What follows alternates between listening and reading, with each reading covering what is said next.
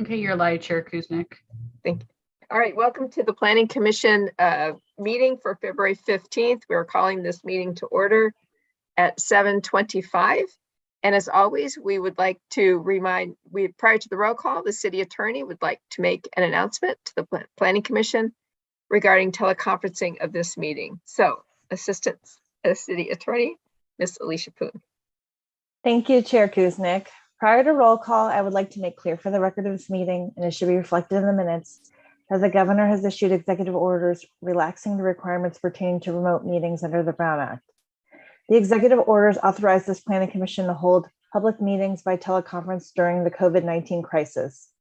I previously went over the specific provisions of the Brown Act that have been temporarily amended or suspended in order to allow for this meeting to take place by teleconference, and this meeting will comply with all such provisions. Madam Recording Secretary, it would now be appropriate for you to conduct roll call, after which I would ask the chair to recognize me in order to confirm certain matters for the record. Thank you. Thank you. Okay, we have Commissioner Edwards. Here. Commissioner Marks. Here. Commissioner Wallace. I'm still here. Thank you. Vice Chair Alpert. Here. And Chair Kuznick. I'm here, thank you. Thank you. Right. Back to you, Alicia, if you can continue. All right. Thank you again, Chair Kuznick. I would now like to ask the chair, the vice chair, and the other commission members 3 questions.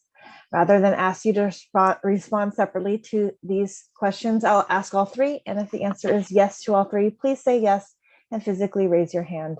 Question number 1, can you hear me well? Question number 2, have you been able to hear all previous speakers, including the roll call, clearly? Question 3, are you satisfied based on facial or voice recognition or otherwise that everyone here representing themselves to be a commission member is actually the person they are representing themselves to be? I'm looking for hands and yeses, please. Yes. Yes. Yes. Right. Yes. Thank you. Thank you all. Seeing all hands raised and hearing yeses, the record should reflect that I have received affirmative answers from each commission member present to all 3 questions, that all commission members have indicated they are able to hear each other and these proceedings clearly. And no commission member has expressed doubt that each and every commission member participating by teleconference is in fact the commission member they are representing themselves to be.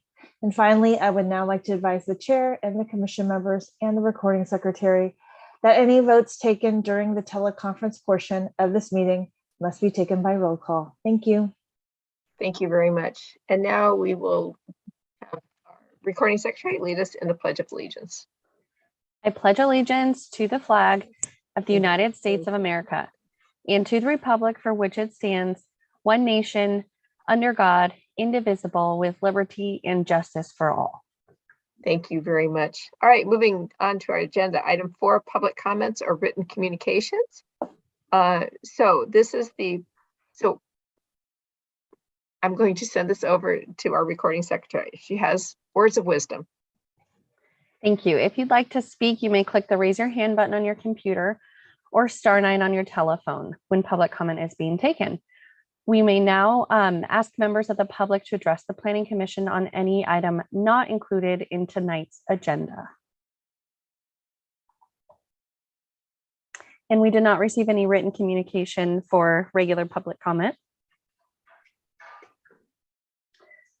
Okay, so through the chair, did we officially open it? I just want to make sure we officially open it, and then I'll take our first hand.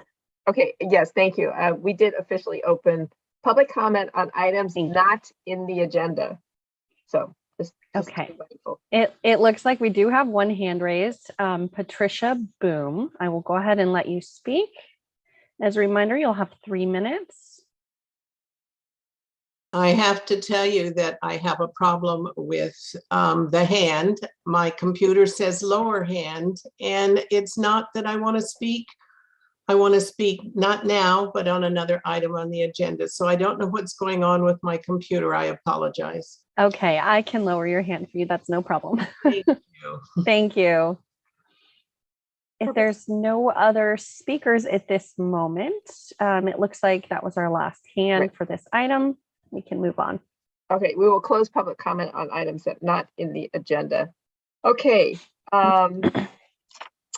All right, let's see. Okay, now the speakers, what we did. All right, item 5, additions and revisions. There are no items. 6, consent calendar. There are no items. Item 7.1, minutes from the February 1st regular Planning Commission meeting. So is there a motion to approve the minutes or any changes or corrections?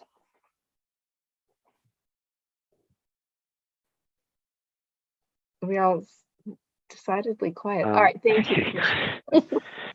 Go ahead, Commissioner Wallace. I'll move to approve the minutes of our last meeting. I think that was February. I will second them. Thank you, gentlemen.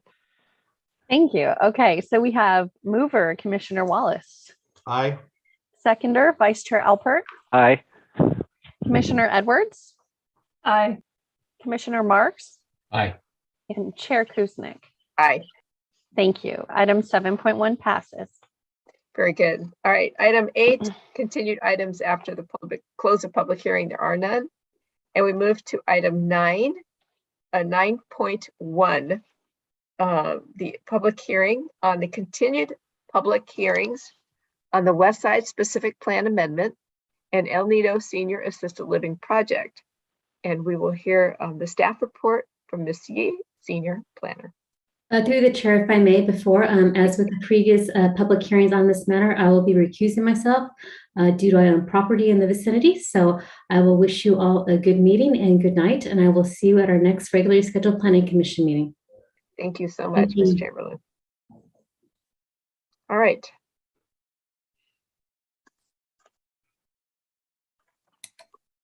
Great, thank you very much. Hoping you can see the right screen here. Do you see the PowerPoint in front of you?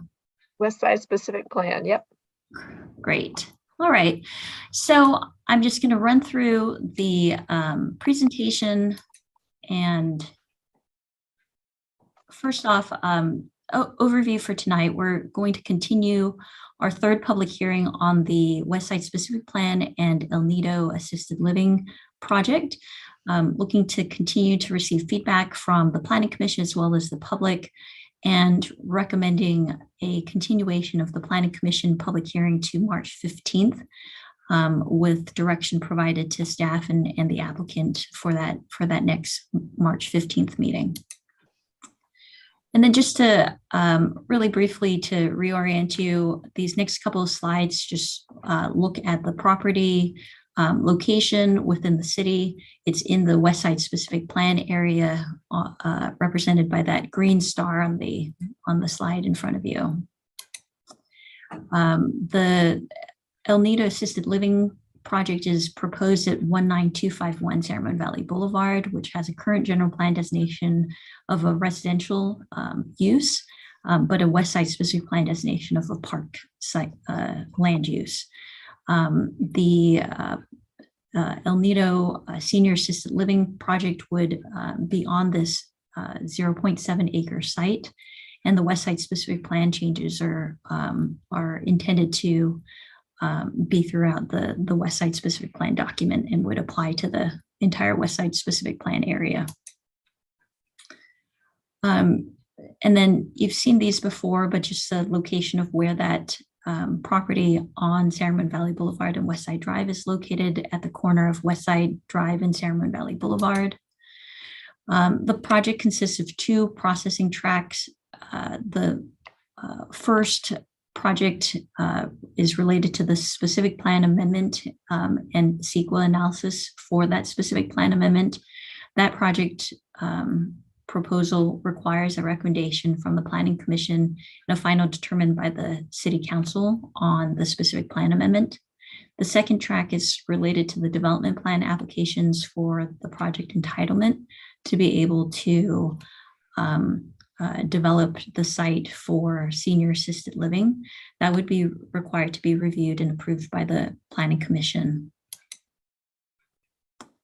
And then just a summary of the West Side Specific Plan amendments in the staff report. You'll see an attachment of the proposed changes to the specific plan. They're listed in your staff report in the table. There are a number of recommended text amendments along with a map change for the land use diagram. And then one additional recommended amendment to the text related to inclusionary housing for the West Side specific plan area. And then the development applications, again, for a senior assisted living facility, it's a development that would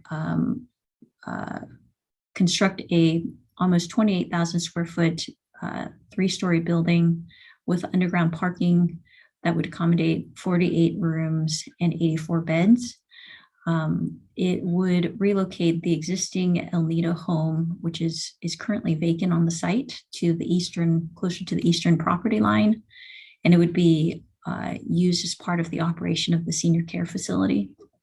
There's also a land use permit requirement to authorize commercial business in that residential destination. And then as part of the application, a parking reduction for the senior assisted living facility. So just a recap of our last meeting on January 18th with the Planning Commission. There are some questions regarding the language of the proposed specific plan, and staff has provided some recommended text changes that's outlined in the staff report. There is also some questions raised regarding SB 330 and the implications of SB 330, the general plan and specific plan consistencies, and then comments that were received regarding the specificity of the proposed text and whether or not there would be concerns about how specific that language is in the proposed amendments. And all of that is their response is provided in the staff report.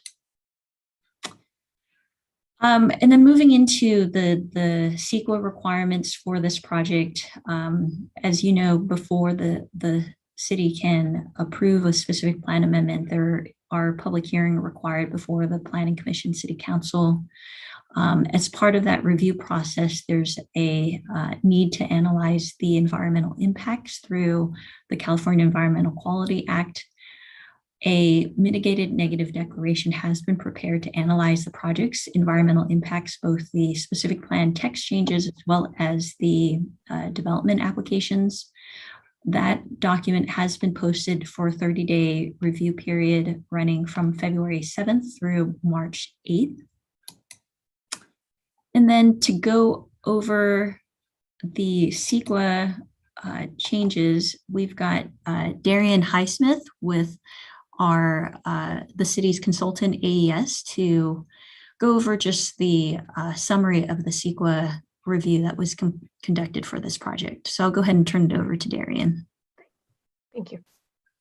Good evening. I'm Darian Highsmith. I'm an analyst with AES, the consulting firm that the city hired to assist with the environmental review process for the West Side specific plan amendment and the El Nido assisted living project. I'm going to provide a brief summary of the purpose of the environmental review process and the findings of the initial study that was prepared for the proposed project. The purpose of the California Environmental Quality Act, or Sequa, is to inform decision makers, engage the public, disclose potential project impacts on the environment, and to avoid and/or reduce a project's potential impacts with alternatives and/or mitigation measures.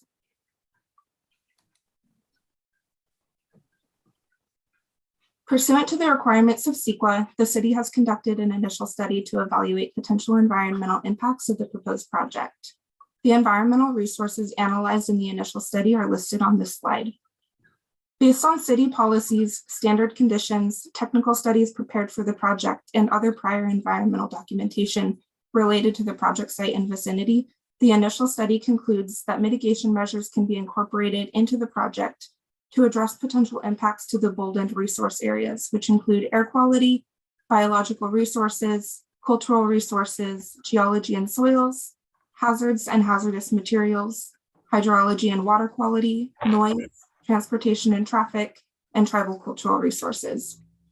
With implementation of the mitigation measures identified in the initial study, the proposed project would not result in any significant impacts. The initial study mitigated negative declaration was published on February 7th, 2022, accompanied by a notice of intent to adopt the ISMND, or the Initial Study Mitigated Negative Declaration. The publication of the document initiated the public review period, which will close on March 8th, 2022. Pending the closure of the public review process, adoption of the Initial Study Mitigated Negative Declaration, and approval of the proposed project, a final Initial Study Mitigated Negative Declaration, including responses to public comments, and a notice of determination will be prepared and published.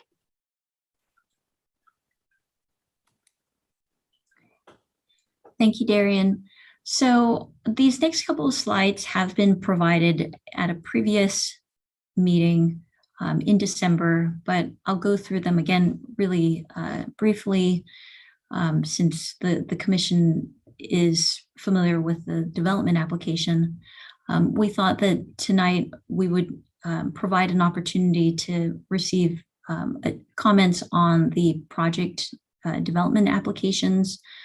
As we've continued to receive comments on the specific plan and wrapping those up, we want to turn our focus also to the development application and receive any comments that you might have on the development application so that we can bring those back at a future meeting. So again, these next couple of slides show renderings of the proposed development application. The project as you would see it from Sangamon Valley Boulevard, with the Harlan House or El Nido House moved closer to that eastern property line, and then with the care facility further beyond from Sangamon Valley Boulevard. Then these slides here are just renderings from different views of the project from the east, the north, the west, and the south. In your staff report, there are some information on the development standards for the project. The proposed project is going to be following the RM standards. The RM standards come directly from the zoning ordinance, as the specific plan itself doesn't have detailed development standards. We rely on the RM standards for the zoning ordinance if the project were to be redesignated from park to residential. And so you can see here, the project is proposing to meet all of the RM standards with the exception of the lot coverage and the FAR. The West Side specific plan modification would be required in order to allow the project to exceed lot coverage and FAR in regards to those development standards. The project would also need a parking exception to allow for reduced parking. The existing development standards require 40 parking spaces, and 30 spaces would be proposed on the surface parking as well as underground. And so again, tonight's goals is really to continue to receive feedback on the specific plan amendment as well as the development applications from both the Planning Commission and the public. If there are any comments related to the initial study mitigated negative declaration, tonight would be a good opportunity to provide those so that staff can receive those comments and provide responses as necessary at the next March 15th meeting. So with that, that concludes my presentation this evening. I can stop my share screen here. If you have questions for staff, I'd be more than happy to take those now. I know the applicant has also prepared a presentation this evening, and so I can queue that up as we take comments from staff. Are there comments, Commissioner, or questions before we hear from the applicant? Seeing no hands. So yeah, can we hear from the applicant this time? Yeah. Cindy, did you need me to promote the other Yes, applicants at this please. time? Yep. Okay. So Yep. Sohail, Ed, and then Trisha, yep, and Carol are on the Carol. Okay, on the presentation team for the applicant. got it.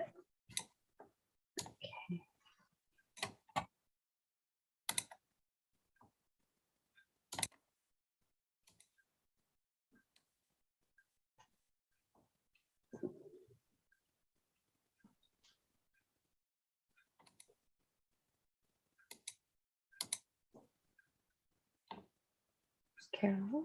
Okay.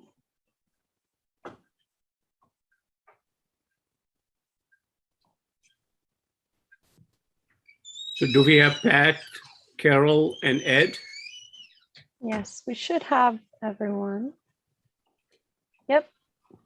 All right, I'll get started. Thank you, commissioners. Thank you, staff. It's good to speak to you again tonight. Today, I'll primarily focus on answering your questions related to our project, but also I will touch a little bit on our neighborhood outreach activities, the feedback we have been receiving from our neighbors, and specifically talk about some of the key areas that are causing a great deal of heartburn for many people. I have today, I'm sure you all have seen so much of this on social media, other forums. Obviously, our neighbors are fairly organized now. And I must admit that we were overwhelmed with the opposition that we have been facing from many of the neighbors. So what we have done is we have tried to address many of their concerns. One of the most important concerns that they are raising, there's a little bit of misunderstanding whether or not we are going to preserve the Harlan House. So what I have done is today I have invited San Ramon Historic Foundation representative to help us understand what we have been working together to develop the scope of preservation. I've invited two of the most respected ladies in the city of San Ramon, Pat Boom. Pat Boom is a former two-term mayor of San Ramon. Also, Carol Rowley, who was a former council member, former park commissioner, former teacher, and former principal in the city of San Ramon. So she has had so many contributions for our city. These two ladies will basically take us back into the historical efforts that have been made going back to early 90s and up until now to preserve the Harlan House. Then what I will do is after that, I will get back into to sort of talk about our outreach efforts that we have been undertaking since the last Planning Commission meeting. We will also talk about all the feedback we are getting. We have summarized it into a few topics. We'll talk about that, how we have tried to respond to some of them. Some will be we can address, some we won't be able to address. So before I dive into that, I'm going to ask Pat to take the lead to bring us sort of the historical perspective going back to, I guess, 1992, Pat, when you were tasked to basically find solution for the Harlan House.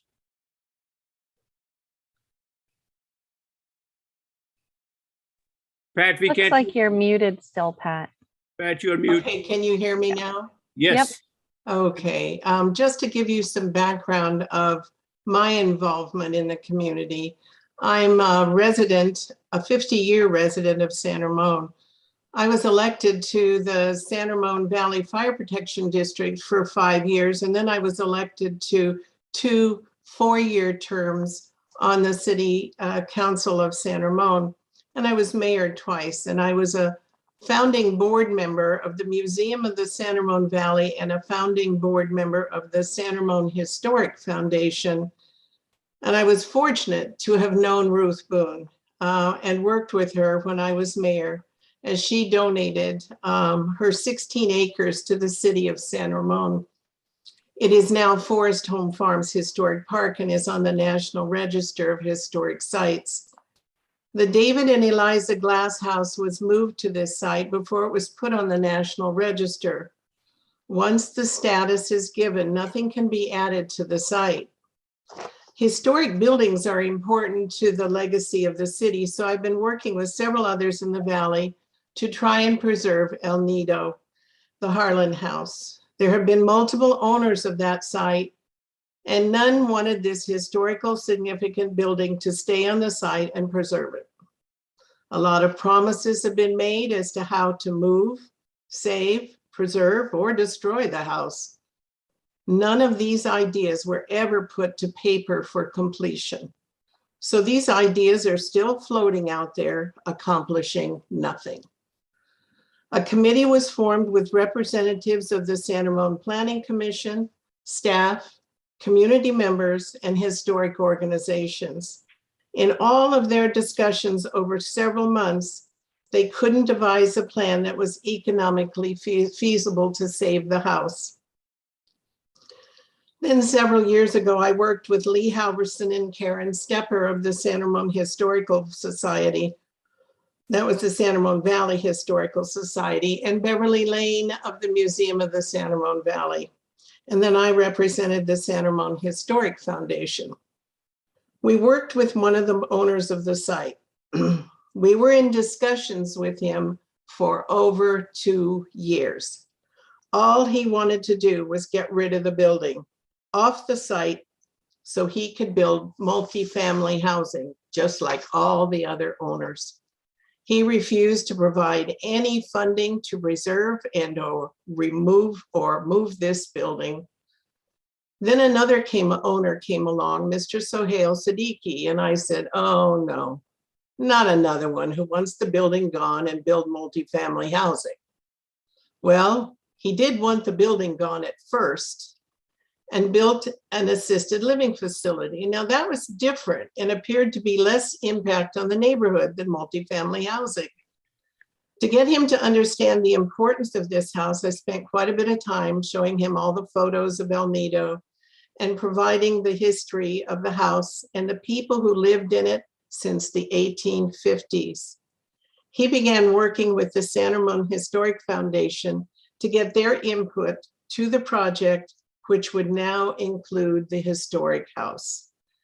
The general plan of the city states the zoning for this site as multifamily housing. The West Side specific plan states that zoning as a park. The two documents do not agree, and the general plan is the overriding document.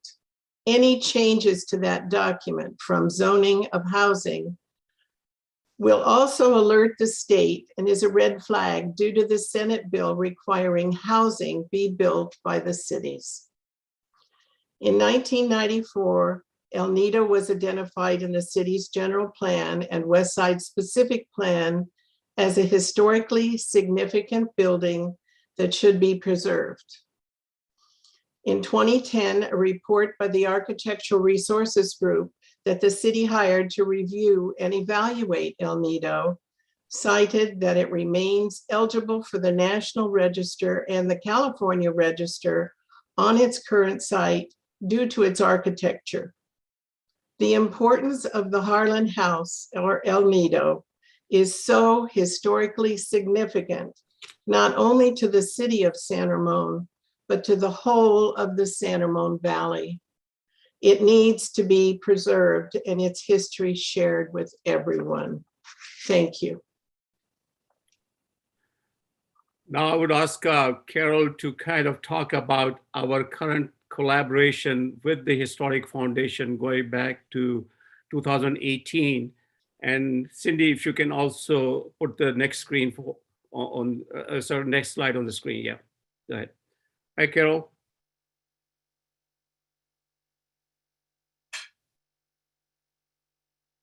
Hi, Carol. I think you are muted. Carol, we can't hear you.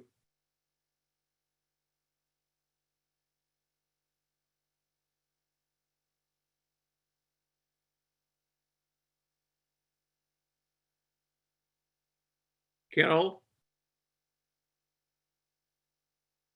Hi, Carol, we cannot hear you. Is she maybe calling? Does she have her phone with her? Maybe she can try calling in. Hi, Carol. Hi, Carol.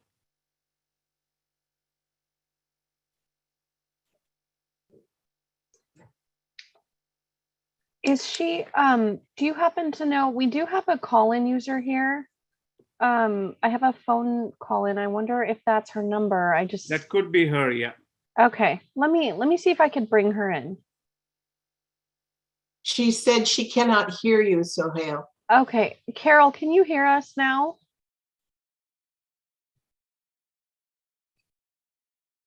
I have a phone number here, but for some reason, all of the call-in numbers that we're promoting are not able to unmute. Let me see if I can call her. Okay. We can't hear you on the screen or in the Zoom session.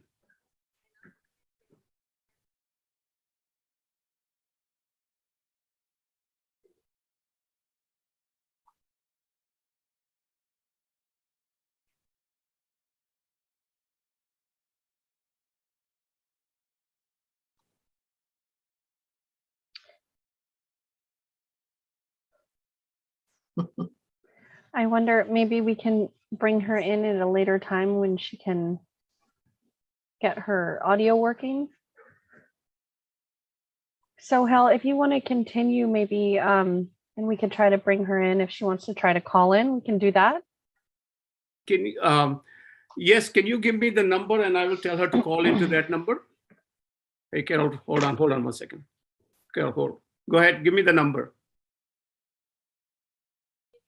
No, Carol, hold. Hey, can you give me, Jennifer, the phone number that Carol can dial in? Let me grab I have it. the information right here real quick. Okay, so the phone number is 1-312-626 626 6799. 6799. Okay, Carol, it is 1-312-626 6799. Yes, go ahead. All right. Sorry about that. Today has been a very interesting day. She is dialing in right now.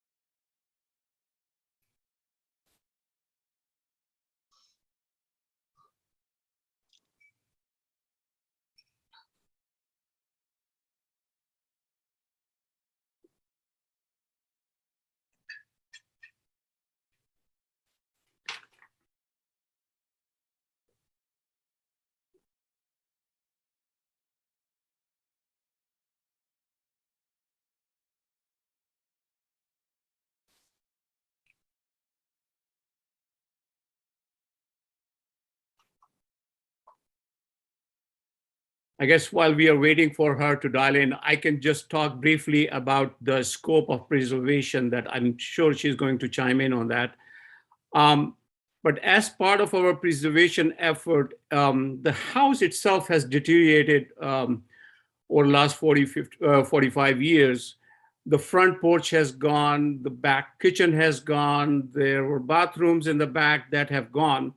So our preservation efforts will include rebuilding of the new porch in the front that will have a deck that is going to mimic the pictures that we have available. We'll also build a kitchen using the similar materials, similar style that we have with the house in the rear and the bathrooms. We will also replace the roof and windows and the doors, matching the style that currently exists in the building, and sort of going back to the historical era of 1850s and onward, basically. Our ground floor of the house will be used as the common area, but inside of the house has changed over the years quite a bit. It is much more modern. It has all the newer sort of features, including electricity and what have you. So we will just basically update that in a more contemporary style. The only thing that is of significance inside is the staircase, and we intend to save that and refurbish it to make it usable. Upper floor of the house will basically be used as the administrative offices. It has a bathroom up there that needs to be renovated, so we'll take care of that as well. The So design has- of this, go ahead. Sorry, it looks like we have another call-in number. I just want to make sure, and we'll see if this is her. Okay. Hi, Carol, can you hear us?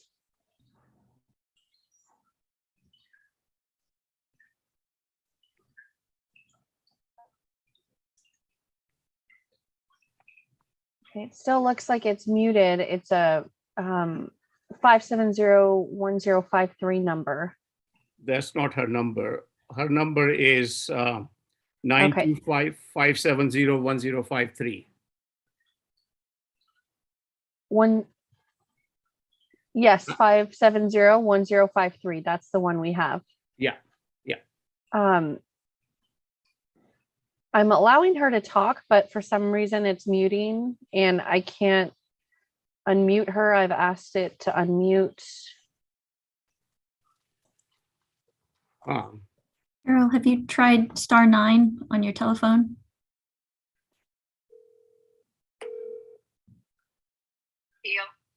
Yeah, your phone is muted. They're trying to. I can't hear you now, so. I have another number for her to try. Let me, if you want to give her this phone number. Yeah. Sohail. Carol, Yes, let me give you another number. Go ahead, please.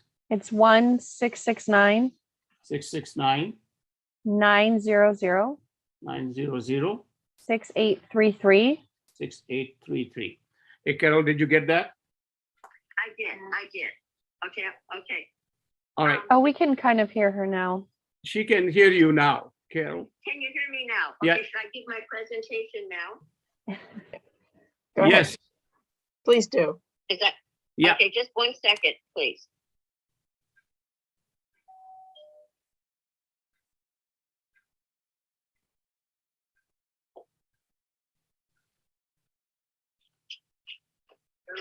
Come here. Want to come to my house? No, I'm here. Sister, I have it here now. Okay. All right, can you hear me now? We you hear can. me now? Yes. Yes. Yep, I'm we can really, hear really you. Sorry. Go I'm ahead. having trouble with my computer. I don't know what's wrong with it. Well, I apologize, but I just wanted to say that I'm a former Parks Commissioner and City Council member, and in the early 2019, Mr. Sohail talked to me because he knew I was president of the San Ramon Historic Foundation, and so I really enjoyed our conversation, and I was so delighted because he wanted to restore the Harlan House, and we've been working for 25 years to have this happen. Nobody wanted to do it. They wanted to move it. They didn't want it. No one wanted to do it. And there was no money in the city to restore it. So I asked Mr. Sohail to come to our San Ramon Historic Foundation meeting, which he did. And he presented his whole scenario, what he wanted to do with assisted living and how he was going to restore the Harlan House to its original glory. And we were so impressed. Everybody asked him questions, and we were really so pleased and happy. So it was a unanimous decision by the entire San Ramon Historic Foundation that we support this project. And our goal as the San Ramon Historic Foundation is to preserve, we're dedicated to the preservation of San Ramon's early farms and homesteads. And I've been involved with the Forest Home Farm since about 1999, when I got our school involved with it, doing the first city tours. So it goes way, way back. Anyway, with Mr. Sohail, he presented it, and the foundation endorsed him. And then during this planning phase, the foundation and Mr. Sohail worked collaboratively in and on all the details of what would be included in the preservation of the various rooms in the Harlan House. The foundation has shared all documents, pictures, research, and other artifacts which would aid in developing a detailed preservation plan. The key elements of the preservation will include rebuilding the front porch to match the original design when the house was originally built, Fortunately, there are multiple pictures available which show the details of the porch and the deck above. This all fell down and was carted away by the owners at the time. Also, the second part would be rebuilding of the kitchen and the bathrooms in the rear, utilizing similar designable features of the material used in the rest of the house. Unfortunately, not many details are available regarding the architectural design of these two elements, but we're still looking through pictures of other homes that were of the same area to come up with what we will do. Installation of new windows and doors mimicking the 1850s style. Also, installation of new roofing utilizing the matching materials, color, and the style currently in place. The interior of the house will be renovated in a relatively contemporary style. However, the original staircase will be preserved. The first floor of the interior of the house will be converted to a dining hall, and the second floor will mostly be used for the administrative offices. During the construction phase, the foundation will continue to provide advisory counsel to oversee the whole project. Additionally, the foundation will work collaboratively on the interior decoration plans, including choosing appropriate paint colors, furnishings, historical pictures, and window treatments. During the post-construction phase, the foundation will oversee certain cultural or seasonal events for the seniors residing at the El Nido Assisted Living Facility. And I could really envision partnering with Soheil on many things that we do at San Ramon's only historic park at this time. And so I'm just very, very happy that Soheil is on and helping us now. And we are really, really pleased to be a partner with this project. Thank you. Thank you so much, Carol. So the slide you have in front of you, please make a note of that. This is what the house used to look like way back when, before it got into the current condition. We will definitely create the porch the way it looks right now on this picture, including the deck above.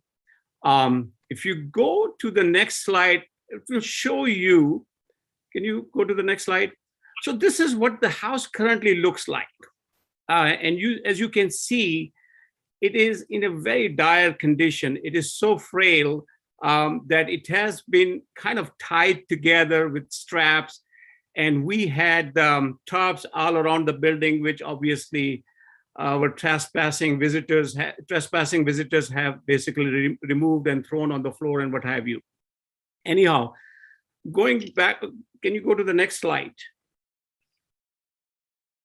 Once all the preservation is done, this is how the facility will look like. And look at the house itself.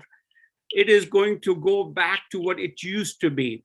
The Gothic features, which are very important to the Office of the Historic Preservation of the state, they have emphasized that this is what they are really, really focusing on. For them, the preservation of the exterior of the house is critical. They care less about what takes place inside the house. So I just want to make sure everybody understands, especially our neighbors who are concerned about our true intentions, that this is what we are planning to do. Can we move to the next slide, please? So, as I mentioned, throughout the history of this project, we have been proactively engaging our neighbors, especially during the design phase. We have had multiple sessions with the homeowners associations where a number of neighbors basically joined and they provided input in the design activities. Since the last Planning Commission meeting, we saw a lot of postings on social media, especially on Nextdoor and Facebook and so on. And neighbors were extremely concerned about this project. And there are so many issues they have on mind. So what we did was we reached out to the Homeowners Association both of them to see if we can meet with them and start to address some of their concern. Unfortunately, the feedback we got was that they will not engage with us anymore until and unless we change the entire scope of our project, which was very interesting. We also, so once we kind of didn't get anywhere, we started to do our own public awareness campaign through social media. We had, oh, you have to raise your hand. Sorry about that. We had held multiple one-on-one meetings with the neighbors. We sent out an email campaign it was last week, and we have been receiving a lot of positive feedback from there. And then lastly, what I did was I started to reach out to many individuals who were posting comments and feedback about our project. And I felt like they needed to understand the scope of our project. So we sent a number of messages out. Some of the people responded, and fortunately, those who responded, it was very helpful. They understood where we were going with this project, and we were able to convert them on our side. Regretfully, one last thing I want to mention, that we were doing a lot of open houses before, but we have stopped doing that because the last meeting we had, last open house we had, it got a little bit out of control. First of all, we had limited participation from the neighbors, but those who showed up, one of them specifically got very animated, and he started to threaten me physically in front of my wife, my son, and some of the other neighbors. And because he was getting pretty violent and very abusive with his language. So incidentally, one of the board member of the Homeowners Association was there, and she was taken aback also from this kind of temper tantrum. So she apologized on their behalf. So as a result of that, what we have decided out of safety reason that we are not going to do open houses at the property anymore.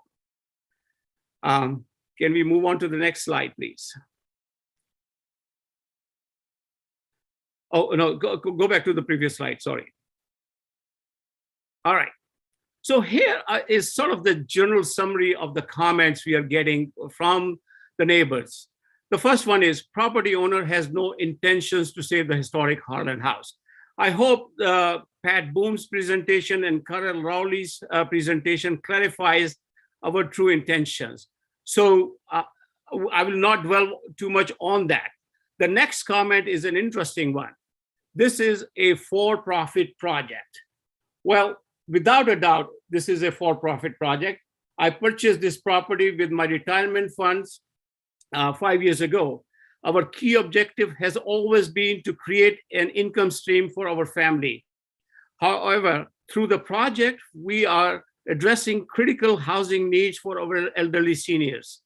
In addition, we are also preserving our city's heritage with our own hard-earned money. So people need to understand that this is not all about profit. It is also about addressing the critical need. It is also about preserving our heritage and our spirit of giving back to our community. The next one is, we don't want a commercial assisted living facility in our neighborhood. And I understand that. I met, we have been talking to the neighbors, and we understand why they feel that this should not be done. But they need to understand, and everybody needs to understand, that we have multiple development options.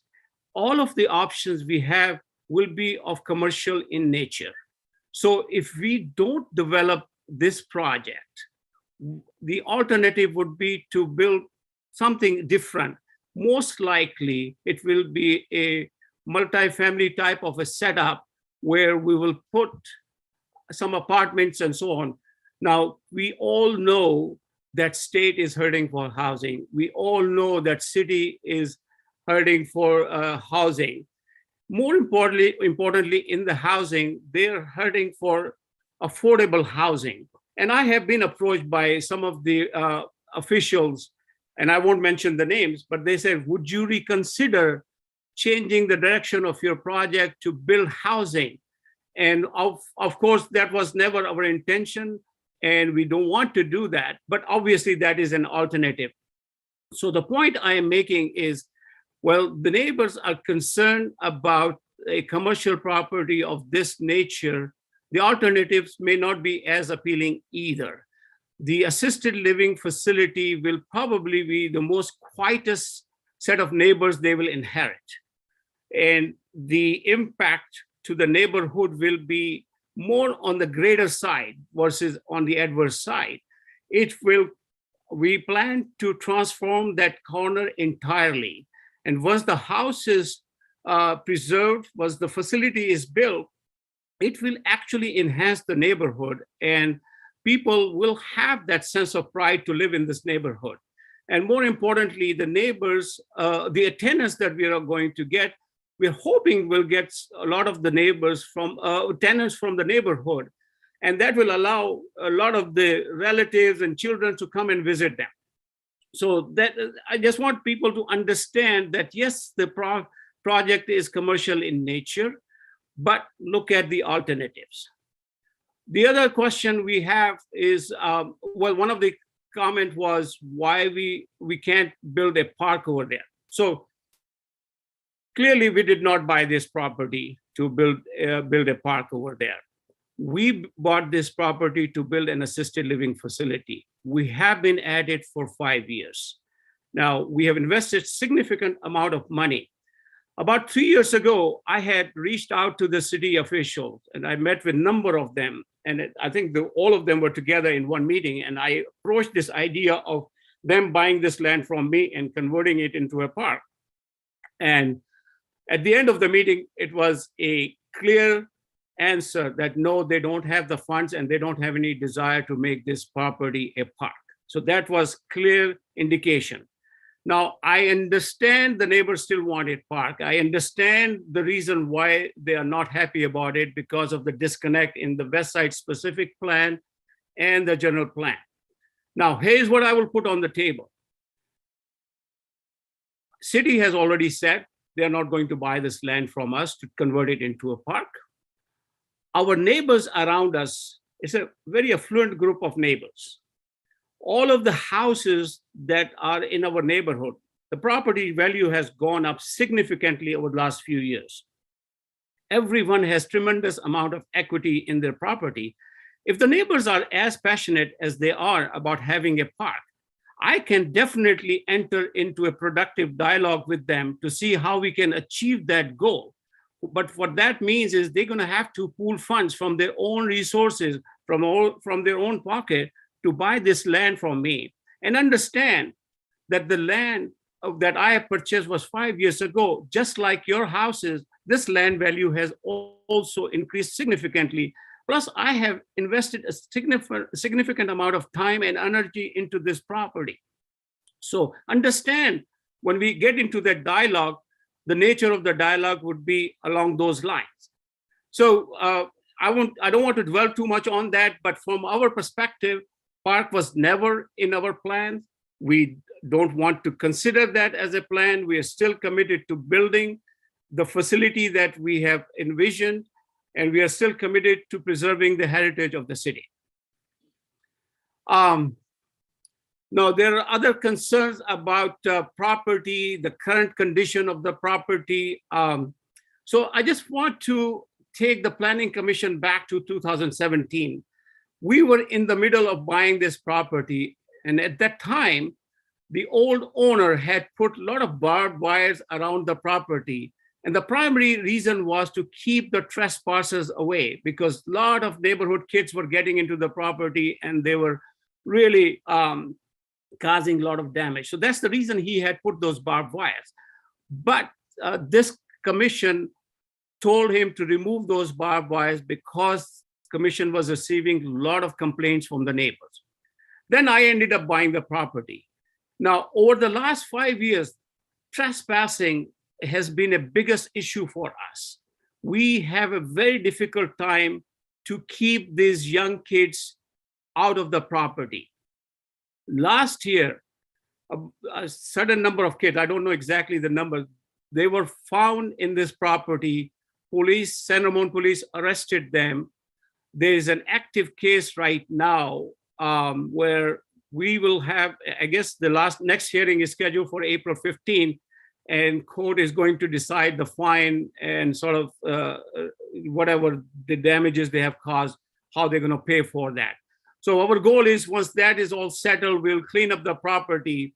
One of the suggestions was made to us to board this property, board all the windows and doors. We can consider that, but the issue I have is the property is in very frail condition.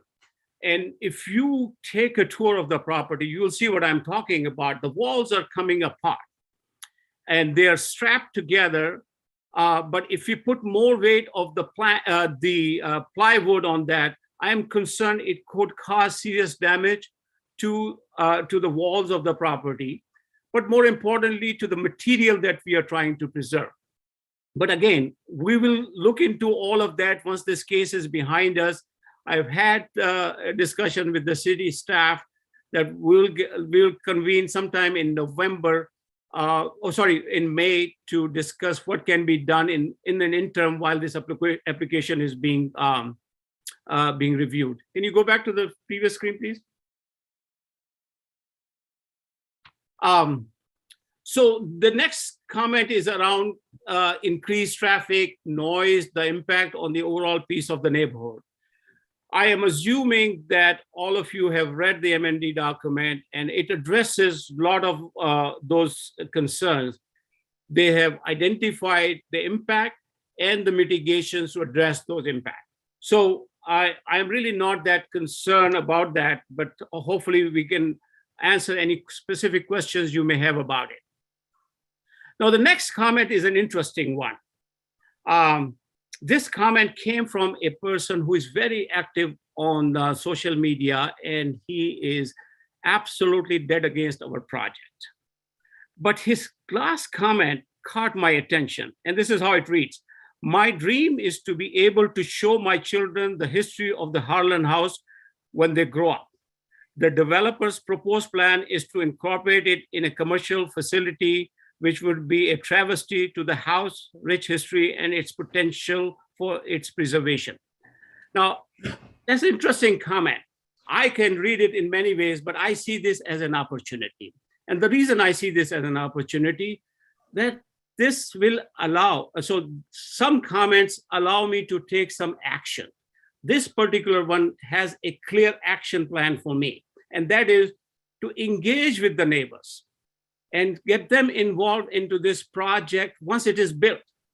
I want this assisted living facility to be a neighborhood project. We want our seniors to feel welcomed in the neighborhood. We want them to enjoy all our festivals, including Christmas, including Thanksgiving, including Halloween, including other religious festivals we may have, Easter and what have you. What I want to do is I want our neighborhood children to come and spend some time with the seniors, visit the Harlan House, not only look at from the outside, but inside. What we will do is we'll put a lot of historical artifacts, a lot of historical pictures and other things that will be very informational for these kids. So I can address that concern. I may not address it entirely the way he wants, but that will be addressed. The last thing that I want to address in terms of the feedback is the changes that were suggested by the Architecture Review Board. Now, over the last whole week, I have been receiving a lot of calls. I've been receiving a lot of emails from people, including people from the Historic Foundation. They are not happy with the way we have revised the design of the main facility. And the reason is we have taken away a lot of the artifacts that are part of the Harlan House. We had that in the design of our big facility, just to show the continuity and also sort of bring some sort of semblance to the historical nature of this corner, basically. Can you go to the next slide? So this is what we had proposed before Architecture Review Board. And if you can take a look at it, a lot of the gables that are in our Harlan house are being replicated, not exactly the same way as they exist in the Harlan house, but somewhat similar, just to show continuity. And this was very well received by everybody, including the Historic Foundation when they looked at it. It was very appealing to many people, especially the colors and the design. My request to the Planning Commission is to allow us to go back to the original design.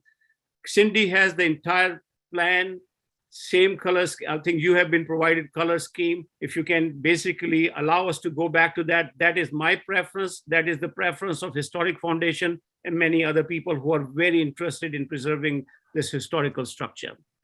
So with that, I'm going to end my presentation. I'm open to answer any questions along with Pat, my architect. Ed is online, and Carol. All of us are here to answer your questions. Okay, thank you very much.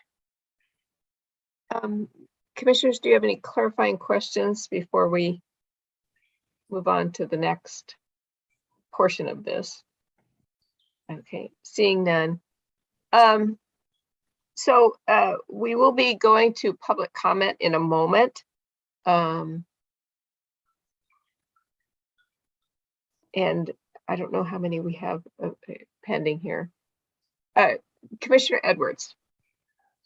Thank you, Chair Kuznick. In view of the fact that it's 8:30 and we did start our meeting a bit late this evening, and the fact that we're expecting a number of comments, I'd like to make a motion to reduce the public comment period to 2 minutes per comment rather than 3. Okay. Is there a second to this motion? I'll second it. Thank you, Commissioner Wallace. All right. Madam Secretary, if you could. Thank you. Okay, so we have Mover Edwards. Aye. We have Commissioner Wallace. Aye. Commissioner Marks. No. Vice Chair Alpert. No. And Chair Kuznick. Aye. Okay, so I think that passes. It was 3-2, right? Okay, Yes. Good. All right, so we will reduce that to a 2-minute comment period. Thank you. Thank you. Commissioners, would we like to take a 5-minute break before we open public comment? No. No? All right. I don't. All right. So at this time, then we will open public comment. And if we can remind people about provisions, and I think, Jen, you have some comment about written materials. Yes, thank you. So we did receive, before I go over how to speak during public comment, I do want to mention we did receive about 21 written communication items. So these were provided to the Planning Commission prior to tonight's meeting. And if you would like to speak tonight, you can press the raise your hand button on your computer or *9 on your telephone if you are calling in. Okay. I see. And at this time, you are able to speak, and I will look for the first hands here. Let me see. Give me just a moment. My computer's a little slow.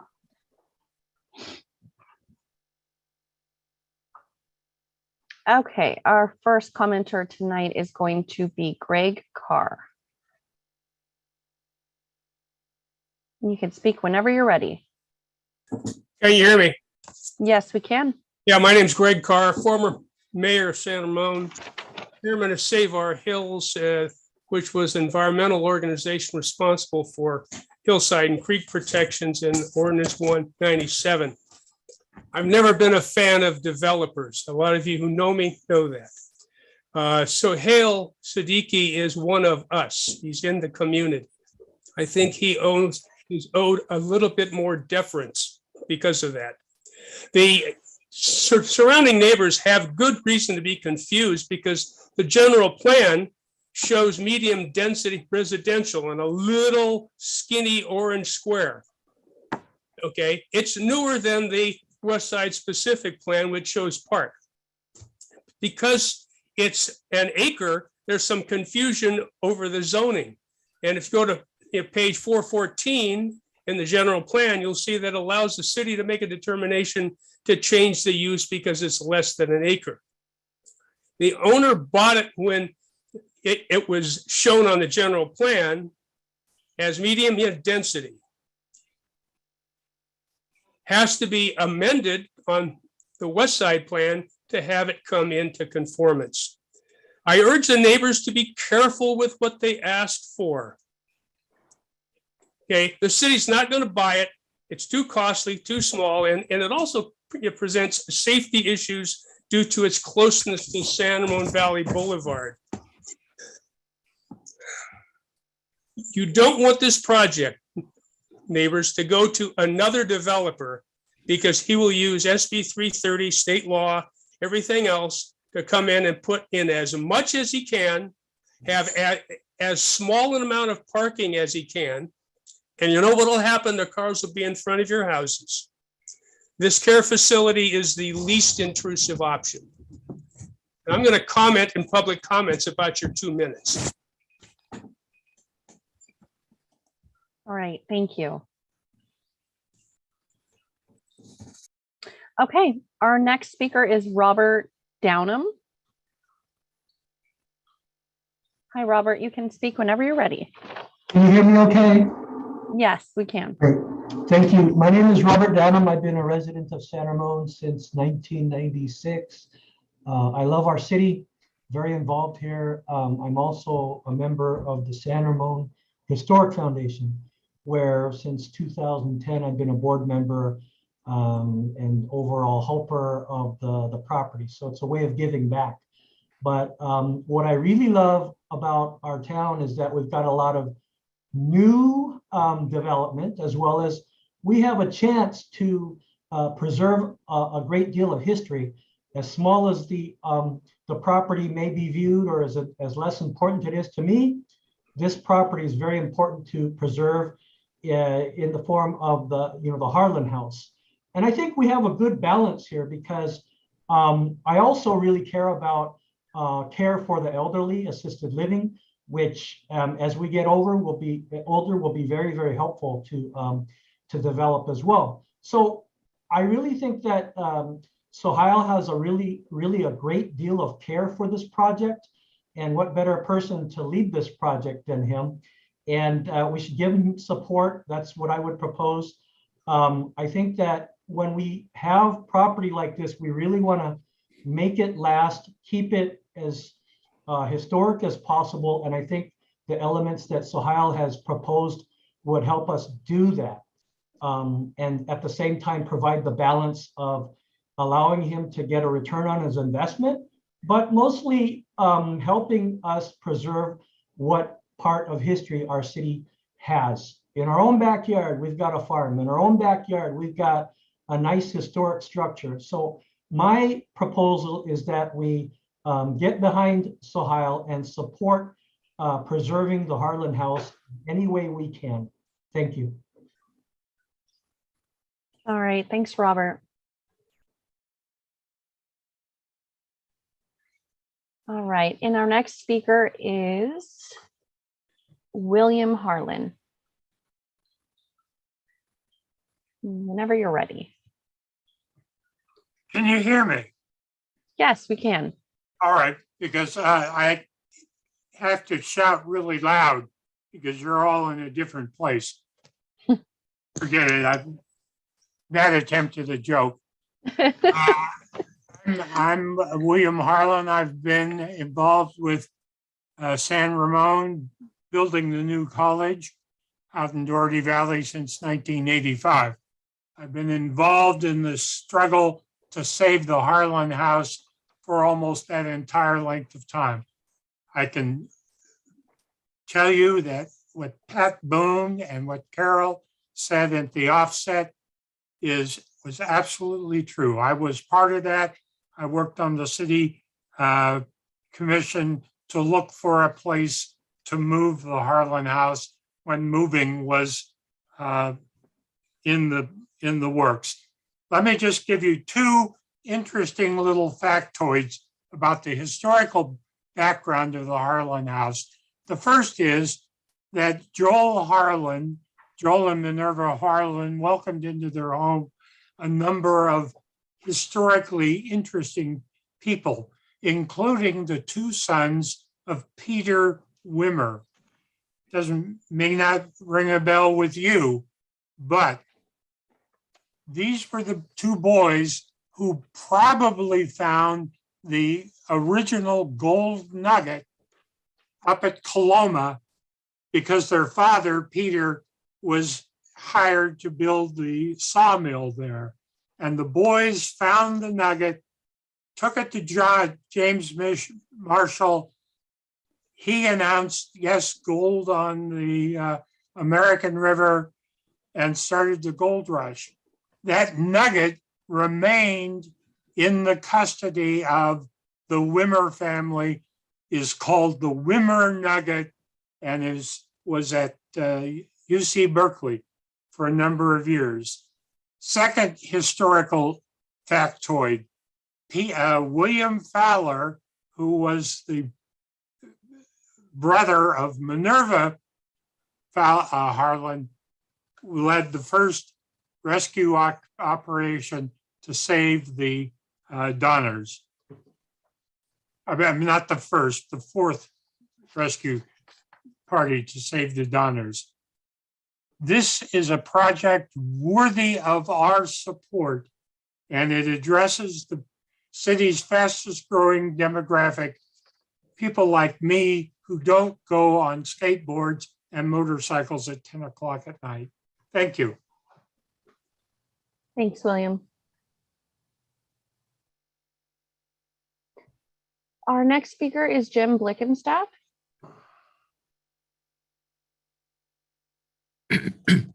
Hello, commissioners, Jim Blickenstaff. I wanted to mention a couple of things that keep coming up. One of them is confusion about the status of the property should this project be denied. I think the city has to make it very clear all the moving parts that are going to come together and make that a really dangerous open question of what becomes of that. I think it's a little bit too simple and naive to believe it's set to become a park if they deny this project. It actually could be quite the opposite. So I'd like the city to be very clear legally on the status after were this to be denied, because I think it's the plan B could be a lot worse than plan A, and everybody needs to know that now rather than later on when it's too late. Also, there's some traffic issues I think need to be addressed seriously. We need to respect the people in that area when they bring up questions of traffic, and to me, they haven't been totally fully resolved. And I think to demonstrate respect for those people, you need to make sure they understand the mitigations for traffic and how that's not going to be as impactful as they might fear. I like Sohail's original concept of complementing the Harlan House architecture. You want to amplify that feeling and mood from the 1850s. You don't want to degrade it with the Architectural Review Board idea of flat roofs and square structures. That's contradictory to what we're trying to do here. We want to enhance the preservation of that site, and complementary architecture, like originally envisioned, was heading in the right direction. In that regard, I think the roof material from the 1850s or replicas of it would be better than a more modern material, which is just black asphalt in terms of that. But if you complement it with proper architecture and you preserve that house, I think that's a win for the current status of this property. Great, thanks, Jim.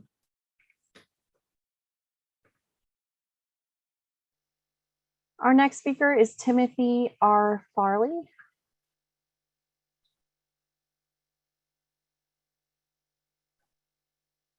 Here I am. Can you hear me? Yes, we can. Thank you very much. I'm going to have to condense my 3 minutes into 2, apparently. So good evening, commissioners, Madam Chair, Manager Barr, Senior Planner Yee, Ms. Poon, and staff. My name is Tim Farley. You've heard from me before. I live at 21 West Side Court. I've lived there since 1996. I drive past the Harlem Homestead twice a day at least. We moved here to San Ramon from Dublin after living there for 11 years because two things. One, the great public schools in San Ramon and the Harlan Homestead. The 89 West Side Plan specifically stated the Harlan Homestead was historical. That was repeated in the 97 WSP. General Plan Amendment of March 2011, GPA 09400002 was changed by Randall Planning and Design after their high density presentation was moved to medium density. In that resolution, it specifically states, and I quote, "The proposed land use is complementary to the adjacent land uses," unquote.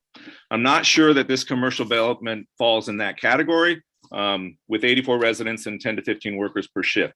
I don't think it's complementary to the townhomes next door or the homes across the street. I also think an SPA to commercials is consistent with the land use policies and objectives specified in the 2030 and 2035 general plans of San Ramon. Frankly, from an architectural review standpoint, the northwest elevation, it looks like an apartment building to me, but I'll leave that up to architectural review. I believe the wording of the applicant's SPA amendments, they've been changed twice now by staff, very subjective nature, open to interpretation, and I do believe they invite a lot of scrutiny. The West Side Specific is a plan, it's not a guide. I don't see it should be modified significantly. And it just appeases the owner of one of the smallest lots in the West Side Plan. I implore you to listen to the residents, read their letters, come to the conclusion. This is a very large square project and it's trying to be rammed into a very small hole. I hope and implore you to reject the specific plan amendments. Thanks, Timothy. Okay, let's see who we have next here. Anwar Mirza. You're free to speak whenever you're ready.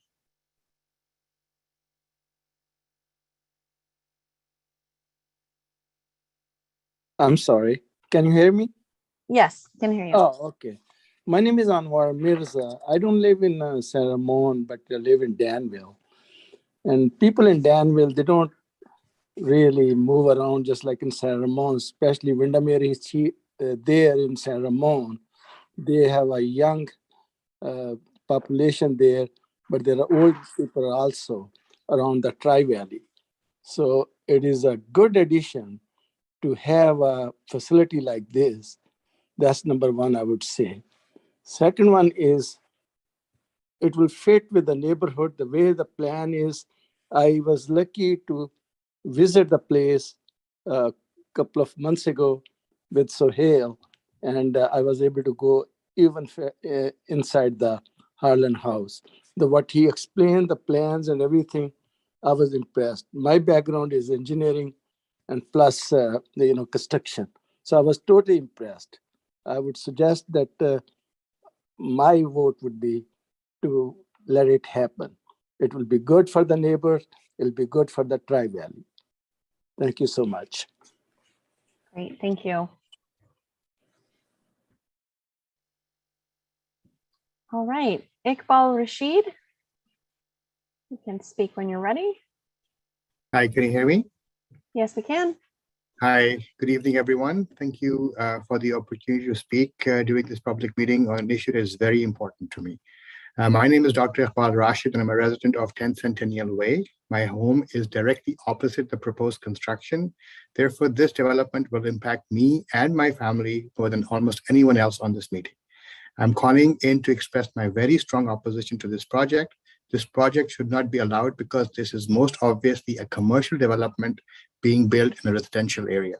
I strongly dispute the argument the developer is putting forth that this project is of significant public interest. The statement is misleading and Planning Commission. This statement is misleading the Planning Commission and the City Council. We've been able to successfully establish through surveys that the public in the surrounding and nearby areas are strongly opposed to this development, and we've already submitted the signed surveys to this body and the City of San Ramon. We also have close to 900 signatories on the change.org platform who have voiced their objection to this construction. I encourage the City of San Ramon to conduct its own survey to assess public sentiments and determine if this project has the support and interest of the public at large. The developer is requesting exceptions and modifications to the zoning regulations by stating the aforementioned assumption that this project is of significant public interest. So he can increase the footprint of this building, decrease the parking allotment, and maximize his profit. I implore upon this planning commission to deny any amendment and exceptions for this particular project, deny the commercial license he's applying for a construction in a residential area, and block this development from moving forward. Thank you very much once again for the opportunity to communicate my sentiment to this planning commission. Thank you. Thank you for your comments. All right, our next speaker is Deepa Durrani.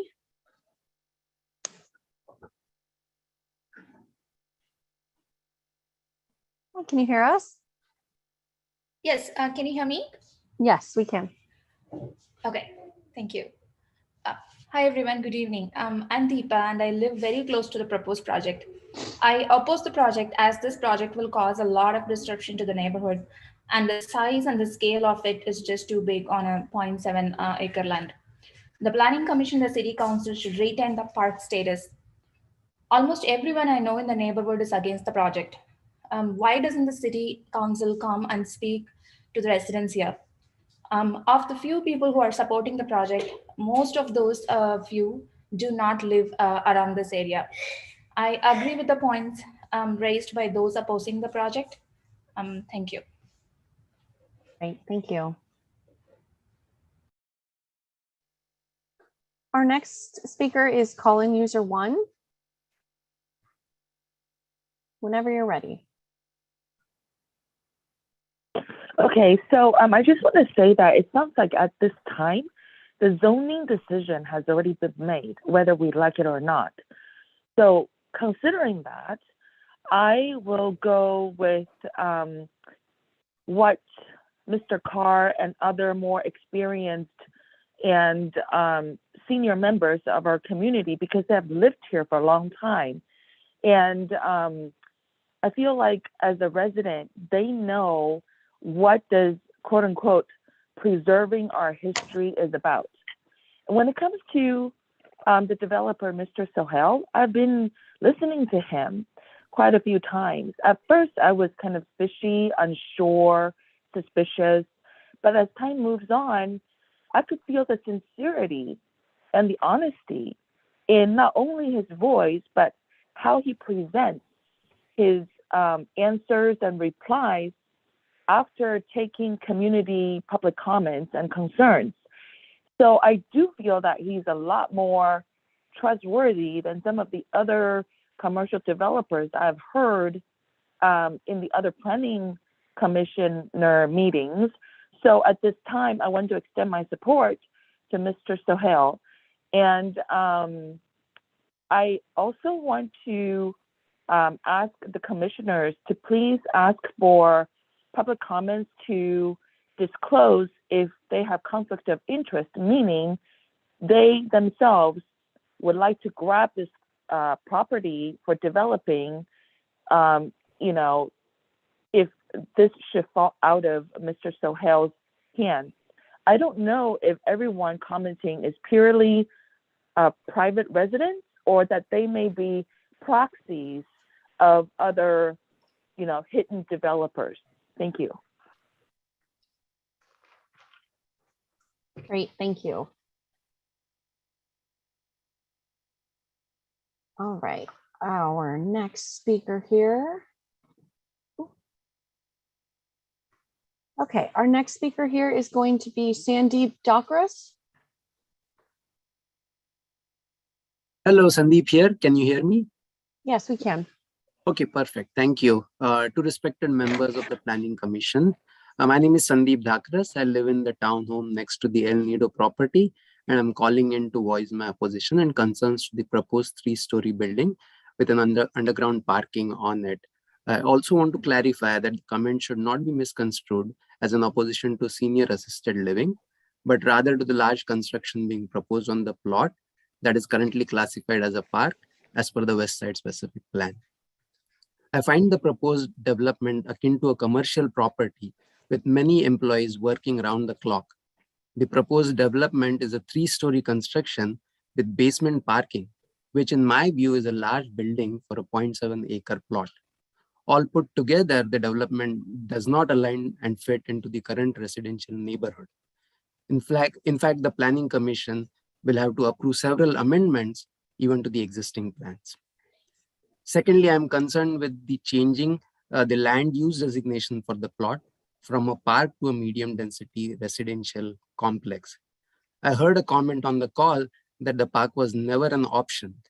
My understanding is that ever since San Ramon City was incorporated in 1983 till date, which is about 2010, that is about 27 years, the plot has been designated as a park, both in general plan as well as specific plan. This makes me believe that the city seriously considered making this a park or a specialized recreation area, only to renegade it starting 2011. Lastly, I want to say a few words on the topic of inclusive development. We as community and a city should absolutely work towards building an inclusive city that respects and endowes seniors and less fortunate citizens.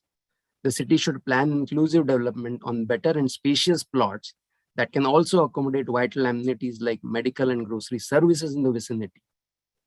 With that, I would like to conclude by thanking the city and the Planning Commission for providing the opportunity to express my views. Thank you.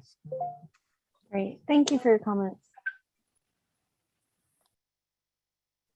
And our next speaker is Anthony DeAngelis. Hi, can you hear me? Yes, we can. Right. Good evening, members of the Planning Commission. Thank you for the opportunity to address this meeting. I'm Anthony DeAngelis. I live on 20 Centennial Way, and I am strongly opposed to the El Nido project. I would now speak to a few reasons in support of my opposition.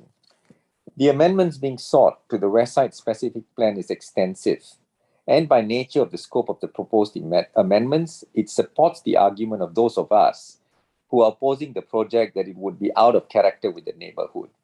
I would like to further submit that the amendments sought to the West Side specific plan, and in particular the extent of it, goes against the spirit of the plan itself, and the negative precedent value of it needs to be considered by the Planning Commission if it is considering to approve it. The exception sought on parking is a case in point. Now, the other point I want to raise is the applicant knew of the designation or status of the property when he purchased it, and so did the city. It is now being positioned as though the applicant is owed a profit and that the city and the residents have to bend backwards to allow him to maximize profit at the expense of the neighborhood and its residents. Suggestions, as made earlier, such as having those of us opposing the project to purchase it from the applicant, is wholly irrelevant and does not figure in the equation at all. The Planning Commission and the City Council should deal with the application and the opposition to it based on its tactical merits and in the larger interest of the public. Now, on the matter of the Harlan House, as much as former Mayor Pat Boone made a case for the applicant in stating that the previous efforts of preservation achieved nothing, the proposal of the applicant will have the same effect of achieving absolutely nothing in the real sense. The fact of the matter is that the preservation efforts, as the applicant himself alluded to today, is minimalist in nature. It is tokenistic, and the application should officially declare as to what percentage of the house would be restored or preserved. It would merely serve as a front for his purely commercial undertaking. I would conclude in stating that the threat of Section 8 housing or other types of construction that has been thrown around is an insult to the very purpose of these public hearings and against the spirit of democratic governance. Thank you. Thank you. All right, we have Andrea Corey. Feel free, if I'm mispronouncing your name, please feel free to restate it. Thank you. Andrea Corey, thank you. Can you hear me? Yes, we can.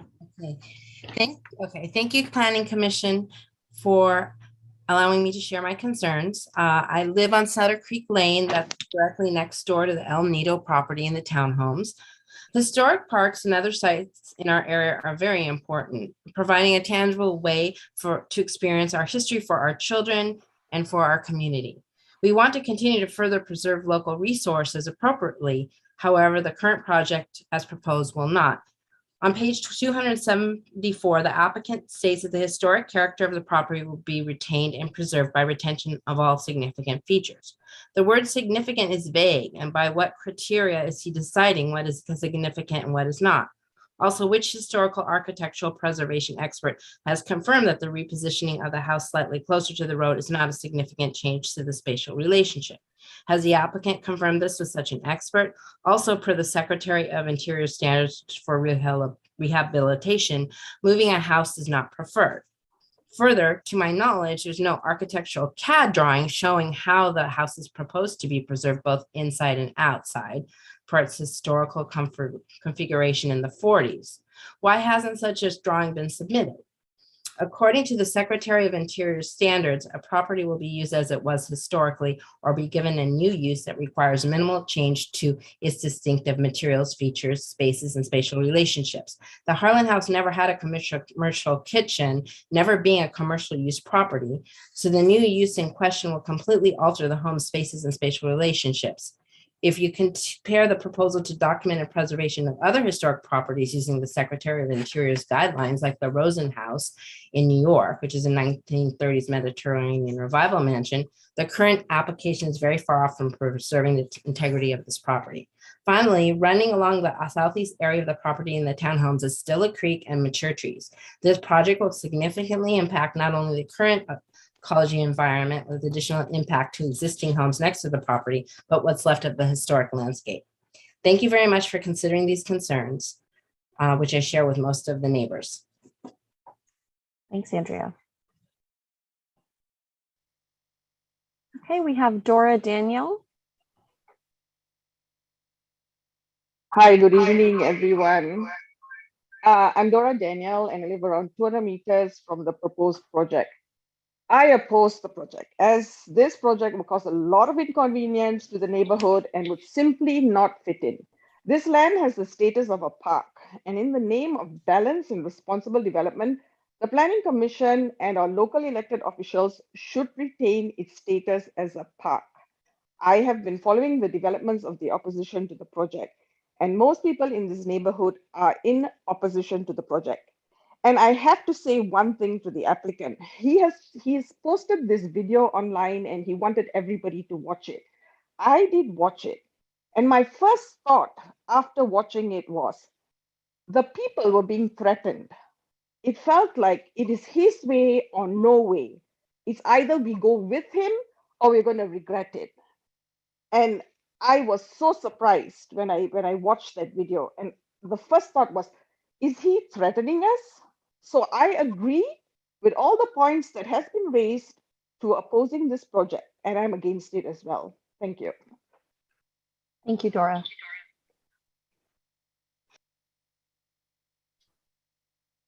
Our next speaker is Ali, San Ramon resident. Good evening. Can you hear me? Yes, we can. Hi, thank you guys for respecting our time and being punctual to the meeting, and especially thank you for taking 33% of our time. God bless everyone's heart. I wanted to cover a point with respect to Ms. Pat Boom, who mentioned that this developer is the only one who did not want to move the house. Let me remind everyone that Mr. Tim Starkweather, the previous partner of this developer, stated on the January 29th public comment that they would move the house next to the Forest Homes. So that's just for the record. Also, I wanted to share with everyone that I purchased my property on Centennial Way about 5 years ago. My real estate agent, Joanne Heald, who's lived here for 100 years, went on and on and on and on about the West Side Plan, which I found pretty annoying at the time.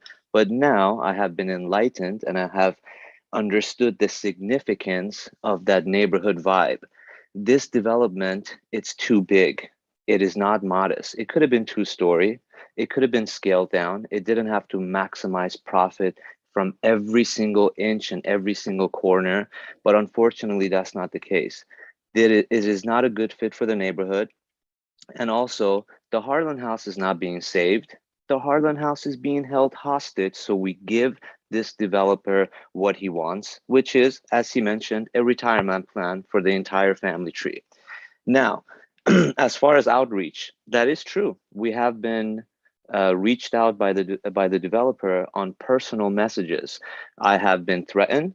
My faith has been questioned. Other members have been parent shamed, that their children should be ashamed. Other members have been called unreasonable, closed-minded. And for the record, we have submitted those snapshots to the city leaders, to the planning commission, and that should be a great cause of embarrassment for the development. I adamantly oppose this project. Please do not approve it. Great, thank you. Our next speaker is DB Liu. Whenever you're ready.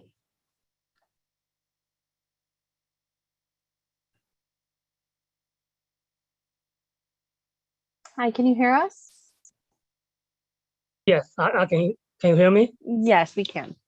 Okay, thank you. My name is DB Liu. I live very close to the development of El Nido project, and I'm a private resident, not in Danville or any other place. So I speak. This is too big a project. No matter how you slice it or dice it, or you disguise it, it is a too big a commercial project. It's 84 beds on a 0.7 acre plus other workers. So this is too big for me to support. So I'm absolutely against this project. Thank you. Thank you. We have Brigitte Vajayan, sorry. Please correct me if I'm mispronouncing. Hello, yes. Hello, can you hear me? Yes, we can. Good evening, Planning Commission and the city staff members. Thanks for the opportunity. And I attended last two hearings and I voiced my concerns about this project. And in short, I strongly oppose to this project. And I live right across the property, 11 Centennial Way, immediate right, like across the property. And a few of the concerns that I have raised last time, including the traffic maneuver that I was noticing, and how badly this property is maintained, how this land, and also how this land, being designated as a park would benefit more than 300 families live right nearby this property, as we don't have any close by park unless we cross the main street. And we have a lot of kids around this area coming from diverse background, and it's a great opportunity for all those kids to build that good friendship and build that diverse culture, right? Being a park being here. And I also want to comment on Mr. Sohail quoted that one, the neighbors are not being open to his open to hear him or directly engage him. So that is not right. Some of my colleague neighbors mentioned, especially Tim Farley, right? We were attending this open houses Mr. Siddiqui was conducting from, if I remember correctly, from 2019 was the first one. We attended that, and we were all calm listening to his presentation on this property. And we haven't got any transparent response from him. Although, okay, so when questions were raised on him, and why not single family homes or etc. So his response was like, I cannot make much profit. That itself clearly shows that one, this is not for any of the good for the neighborhood that he is doing. It's to maximize his profit. It's purely a commercial undertaking that he's doing, not for benefit of any of this community, as he's quoted. And also, as Mr. Ali and others quoted, he did engage. Another reason why when he reached out to the HOA, so why nobody was interested in directly engaging him, because he was sending private messages, kind of humiliating messages to many of my neighbors. And even I got a call. I did not get a message. I got if we a call. can wrap up your comment, I'm sorry. Yeah, we're letting so everyone go a little bit over, but that is one of the reasons that we do not want to engage another that kind of conversation with him. So again, to wrap up, please consider our neighbors' request and the support against this property, and take the right decision which support this community. Thank you. Thank you. Okay, our next speaker is Steve Chippetto.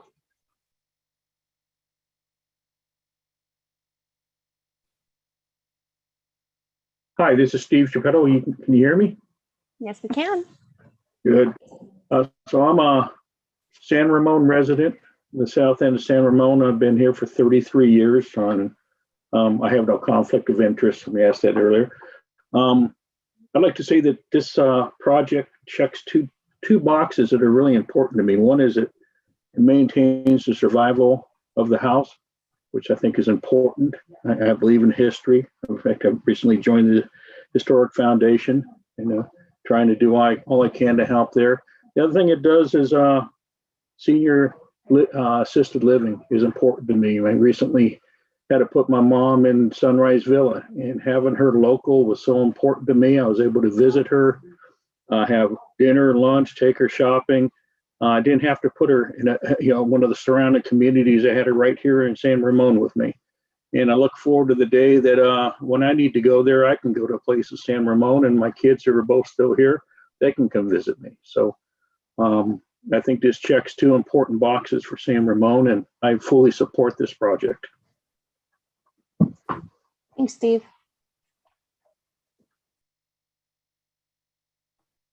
Our next speaker is Harish. You can speak whenever you're ready. Hello, can everyone hear me? Yes. I want to thank the council members and the Planning Commission for allowing me to voice my concerns on the El Nido project. My name is Harish. I stay on Centennial Way, very close to the proposed project. I oppose this project. This project is not consistent with the surrounding residential neighborhood. It is not a residential project, but a commercial project with a large number of non-local, non-residential support staff who would be changing shifts, including late night and early morning shifts. This is bound to reduce the safety of this neighborhood. This is a tight-knit and safe community where kids play on the streets and people walk their pets in the evening. The operation of commercial kitchen and staff shifts changes will increase sound pollution and disturb the peace and tranquility of the neighborhood. Also, 84 people on a 0.7 acre, is it really medium density or more like high density? The main factor influencing our decision to move to this neighborhood almost 8 years back was that this is a residential community with low density housing, and that the Harlan House property itself is designated as a park, thereby precluding any commercial activity in this area. Any change of designation from park to medium to high density commercial would constitute a breach of trust with the residents of this community.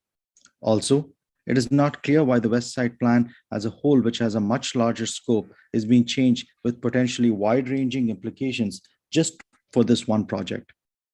I also want to challenge the notion that this project is for public good and should be treated as something like a public school. This came up in one of the previous public hearings. I want to draw a clear distinction. The objective of a public school is to provide a public service, that is education, to local residents and not to maximize profit. Whereas this is a commercial project with the objective of maximizing profit and not for the public or neighborhood good. Public schools are for the local community. However, this commercial project will not be for the exclusive use of the local San Ramon residents. In conclusion, I want to say that I oppose this project for all the above stated reasons. Thank you. Thank you. Our next speaker is Esme.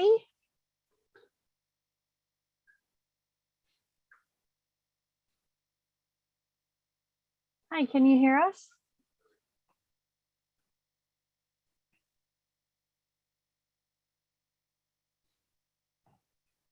I am. Hi, can you hear me? Hi, yes, we can. Hi, sorry about that. My name's Esme Georgiades. I've been a resident of San Ramon since 2009, and I am opposed to this project and agree with the speakers before me who have given their reasons for their opposition. I've raised my 3 children in this wonderful San Ramon community with open spaces, tranquil neighborhoods, and it's been a breath of fresh air compared to other cities around us. The proposed El Nido project is worrying and is so similar to what is going on in one nearby city where here's an open space. Why don't we cram as much as we can into the tiniest of lots? That is not how I or any of my friends, neighbors want to raise our families or grandchildren. I feel like the El Nido project will destroy the tranquility of our neighborhood and is not a fit with the characteristics of this neighborhood. A 3-story commercial facility with underground parking is what belongs in a large city, not in a residential neighborhood. From previous comments made by the mayor and Mr. Siddiqui and others, I feel like we are being threatened by low-cost housing as an alternative if we do not get on board with this proposal, which is very disheartening and disappointing to hear from our elected officials and leaders. I ask you to please not approve the requested amendments to the West Side Plan and proposed development, and to safeguard the West Side for generations to come. Thank you for the opportunity to voice my objection. Thank you.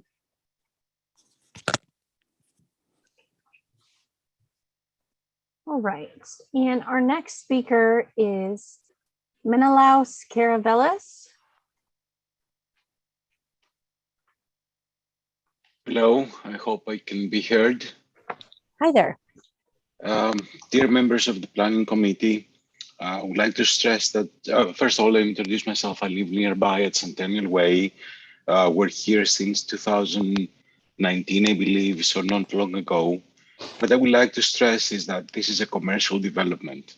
This is definitely different from what is the characterization of the area right now. And in my opinion, it will definitely increase the noise and the traffic in the community. And as such, it will also create problems with safety in the community. I'm really strongly opposed to the proposed development, and I would like to ask you to deny the amendments for the proposed changes. Also, I would like to make that the comments to tell you that the comments of the current owner are not satisfying in my opinion and do not explain the changes that are requested for any other reason other than satisfy his commercial project and nothing else. Mr. Sahil knew what he was buying at the time that he bought it, and he should have known that. And also, I would like to stress one more thing in a more mathematical term. He's asking for a density of 0.5 to go to 0.7, which is a 40% increase. We're talking about a huge structure right now. I agree with the comment made earlier that the historical house is being held hostage as part of this project, and I think this is a very weak argument that is made from the part of the owner. Another thing with respect to the historical foundation's comments and the members of that, which I respect a lot, he's touching only the exterior of the house. He's not touching anything inside. This is not something made for the public. This is something made to cover his own project and nothing else. Thank you for allowing me to state my opinion. Thank you.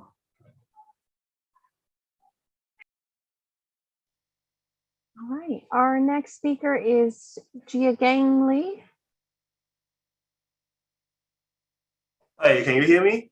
Yes, we can. Hi, good evening. My name is Jiagang Li. I live right across the proposed project at 18 Comstock Court. I've been living here since 2015, and I want to voice my strong opposition on this project. I understand that owner has spent quite a lot of money and quite a lot of time to try to move this project forward, and also brought up the item of restoring this historical house. I drive past this house every single day, no matter where I go. I go to the market, I go to school, I drop my school kids. I pass this house every day. So I love it. I understand the historical value of this house, but it shouldn't be taking us as a resident around it a hostage of just to go forward and restore this house as a reason putting this project forward. Just imagine the amount of people and the amount of traffic is going to affect us as residents. My backyard wall is just right across. his fence. And just look at morning traffic time when parents are dropping off children, how much traffic is already crossing us, the school bus, the kids that are running around. Understand that analyze the statistics from the analyze and so on.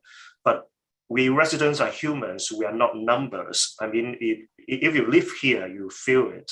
And lastly is that although the owner says that he's going to restore the historical house, however, it seems that he's only planning on restoring the outside of the house. But what about the inside? If the inside using as a commercial office and is not restoring to what is originally the house is built for, then I don't think it is a reason for this project to move forward. So lastly, I would like to have all the city officials to reject this proposal, and I voice my strong opposition. Thank you. Thank you. Our next speaker is Shahriyar Abbasi. Let me just allow you to speak here, and you should be good to go when you're ready. Great. Yeah, can you hear me? Yes, we can. All right. Thank you so much for giving me the time. Really appreciate it. So I grew up here just right down the street. I went to Pine Valley Middle School. I have fond memories of playing on the street where this house is being developed with my friends. Always remember walking by this place. And I think as everybody here knows, this was one of the first houses established by the initial pioneers of San Ramon. When I think about this, I think about it more than just the impact to a local street. I think about it as what is the impact to a community. And, you know, a community is really defined as a body that should be taking care of all of its constituents. If you look at San Ramon, the city has over 23 elementary schools, which is amazing. Over 10 middle schools, roughly 4 to 5 high schools. There's 57 parks in San Ramon. We have new theaters popping up. We have new shops popping up. We have new restaurants popping up. The city really is thriving and serving an up and coming generation.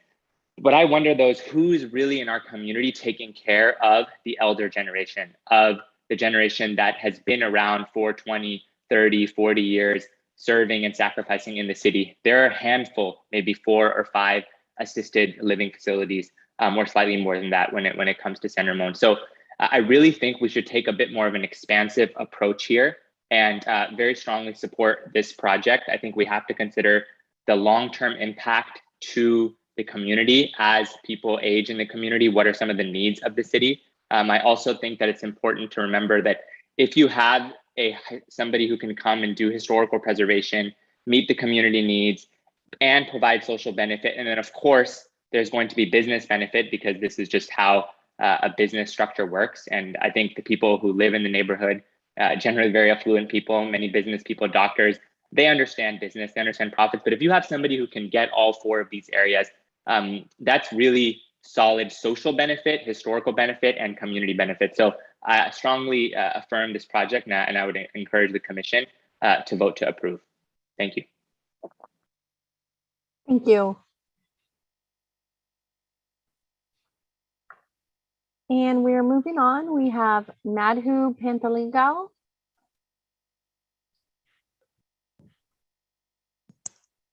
Yes, can you hear me? Yes, we can.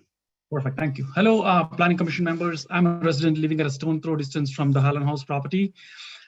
When you look at the current land use distribution, except for Valley Vista Senior Apartments, which is on a much bigger lot, there is no other commercial property on the west of San Ramon Valley Boulevard from after the strip mall at West Side Drive and San Ramon Valley Boulevard intersection all the way to Norris Canyon. This talks in breadth the thought process that went into urban development during those good old days. It's elementary for those who understand this. A 2005 study by the Air Resource Board, California Air Resource Board to be specific, says that air quality levels near high traffic freeways, I-680 being one of them, are measured at alarmingly high levels for harmful particulate matter. The studies revealed that non-cancer health risks are attributed to the proximity of facilities within 1,000 feet and strongest within 300 feet. This elderly care facility stands measured from the east parcel line of the subject property at 270 feet to I-680 southbound and 350 feet to I-680 northbound. this proposed plan fails to meet this criteria. Though I agree on land use code modifications in certain cases are necessary, this development in particular does not qualify to be changed to commercial. Not that I'm against housing for or amenities for seniors. We understand we need that, and we wholeheartedly support that goal. But this project fails to meet all aspects when it comes to providing the quality care the elderly community deserves. Any decision the commission makes, I would urge you to keep one thing in mind. Decision you come to today will become a precedence for similar situations in future. And of course, one important life lesson that I learned today was 1 minute of mine depends on someone else's action and decision. Thank you so much. Giving back the 11 seconds. Thank you. And our next speaker is Sadia Saifuddin. Hi, can you hear me okay? Yes, we can. All right, wonderful. Thank you everybody so much for the opportunity to speak. My name is Sadia Saifuddin and my family lives in San Ramon. I would just like to express my support for the El Nido project. So many of the individuals in opposition today have expressed their concern about disrupting their community. I just want to take a moment to step back and dive into what community means to us. So a community can be a housing development, a community can have a park or green space or a school, but a community is first and foremost formed by our relationships. And for many of us, our very first relationships are with our parents and our elders. The El Nido project is seeking to build a space that honors and respects our elders. It allows for our elders to be near our home. It allows for us to have our elders in a place that gives them the care they deserve and they have earned through their service and participation in our community. And there will be a moment when each of us reaches that age, and we can only hope that we still live in a society that doesn't pretend that we do not exist because of our whitewashed understanding of what the perfect suburban housing community looks like. I think it's very revealing that residents speaking in opposition feel that affordable housing is a threat. Second, I'd like to highlight that the developer of the El Nido project is uniquely differentiated from most developers. First, he is a member of the San Ramon community. And second, specifically, commercial developers are usually focused on their bottom line and maximizing their profits. And for those of us that have spoken to the developer of the El Nido project, it's clear that he and his team are focused on making decisions with both the social gain as well as the economic gain in mind. And all of the potential options in question prioritize marginalized groups and provide housing for those that are struggling to find respectable and affordable living options. And lastly, I urge everyone here to think about the legacy we're leaving for our children. Many folks here have children today. Are we going to teach our children that if they turn their back on the elderly, the low income, folks of color, that they're just going to cease to exist? Or will we model courage and social responsibility toward our children that prioritizes our community's needs over our own property values? Thank you so much. Thank you. All right, and next we have Iram at Centennial. Hi, everyone. Good evening. Can you hear me okay? Yes, we can. Oh, wonderful. Well, thank you all for your time, the Planning Commission especially, and the staff. I really appreciate it, and for allowing me to make a comment today. I want to say that I'm opposing this project as my family and I moved here 5 years ago, and this was a fit for our family. It's a beautiful area. This was voted one of the best places to live. It was also voted one of the safest places to live in California, as well as to raise a family. And I did raise 2 children here. They were actually birthed here in this home that I'm calling you from today. And I just want to mention that we were told from our realtor and from the family that lived here prior to us about the history of the Harlan House, its preservation efforts, and that it's part of the West Side specific plan. And so these were some of the reasons why we really we chose to be here. With that said, I've mentioned that I have 2 children, and I want to share a quote from the developer that I received. It is, and I'm quoting, "It is amazing you have no shame in spreading lies regarding our project. Have you even read our application? One of the key highlight is that we will preserve the historic Harlan House. We would be doing so with our own hard-earned money. Not sure how you can face yourself in the mirror every day. I feel sad for your children, if you have any, for having such an unethical parent." Various exclamation marks there. "Rest assured, you will be held accountable by God for your evil deeds." In addition to that, He's also said pretty cowardly of you to remove your own posts, which were full of lies and fabrications. I guess you couldn't handle it when it started to backfire. Shame on you. I hope you have learned your lesson. Have the courage to engage in productive dialogue rather than firing pot shots from behind your screen. So, this is pretty scary for a mother with 2 children. I just want to say, for somebody who lives in one of the safest cities of San Ramon, I just want to end by adding that we submitted over 100 surveys from local residents here at the townhomes, the condos, and the single family residents here, and they were not mentioned today. I want to make sure that those are mentioned, and we have over 860 people who signed our petition. Thank you all for your time. I appreciate it. Thank you.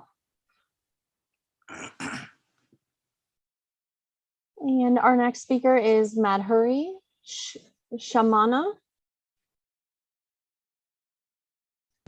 Hi guys, can you hear me? Yes.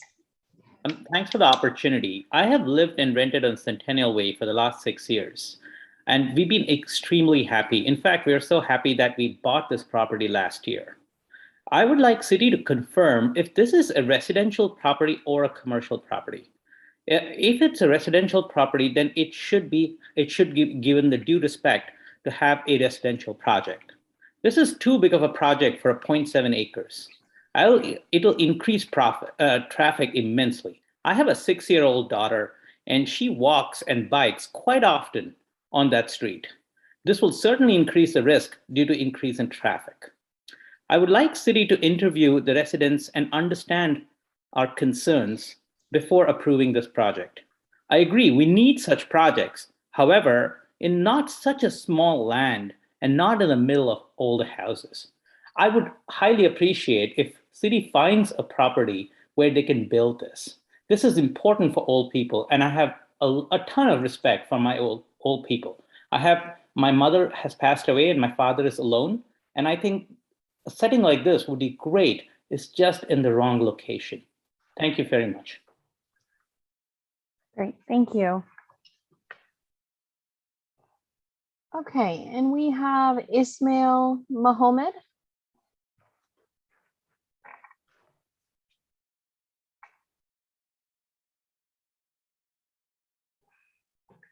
Ismail, can you hear us? Oh, I'm sorry. Can you hear me now? Hi, yes, we can. Yeah, thank you for the time. I've been a resident of San Ramon since 1997, and when I first moved here, the entire west side, there was not very few homes. I think the entire area behind Lucky Supermarket, there wasn't a single home over there. And over the last I guess 25 years now, there's probably been maybe a couple of thousand homes that have been built over there. So for somebody to come here and say that, oh, you know what, it's a residential area and you can't have another development here. It's a small development, maybe 30, 40 apartments in total for the seniors. And there's not going to be a lot of traffic because, as we know, a lot of seniors prefer just to stay around the home. So I think from the traffic situation, it's not going to be a bad deal at all. And then it's incredulous that, everybody says not in my backyard, though there is a need for this type of, of an amenity for the older people of our own community. So all said and done, population growth in 1997, San Ramon had a population of 35,000. Today, it's more like 90,000. So, populations are going to grow no matter what. We need to make allowances for these types of developments. It's a very small structure that's going to be built in comparison to what we see mega apartment buildings in Dublin and so on. We can't even compare to what's happening in Dublin. So I'd say we all want the NIMBY effect comes into place all the time or into play, and we should take a step back and say what's needed for the community. Is it going to be a huge impact? I hardly believe so. I still think your kids will be able to ride past on their bicycles and so on without much impact. That's all I have to say. Thank you. Thank you.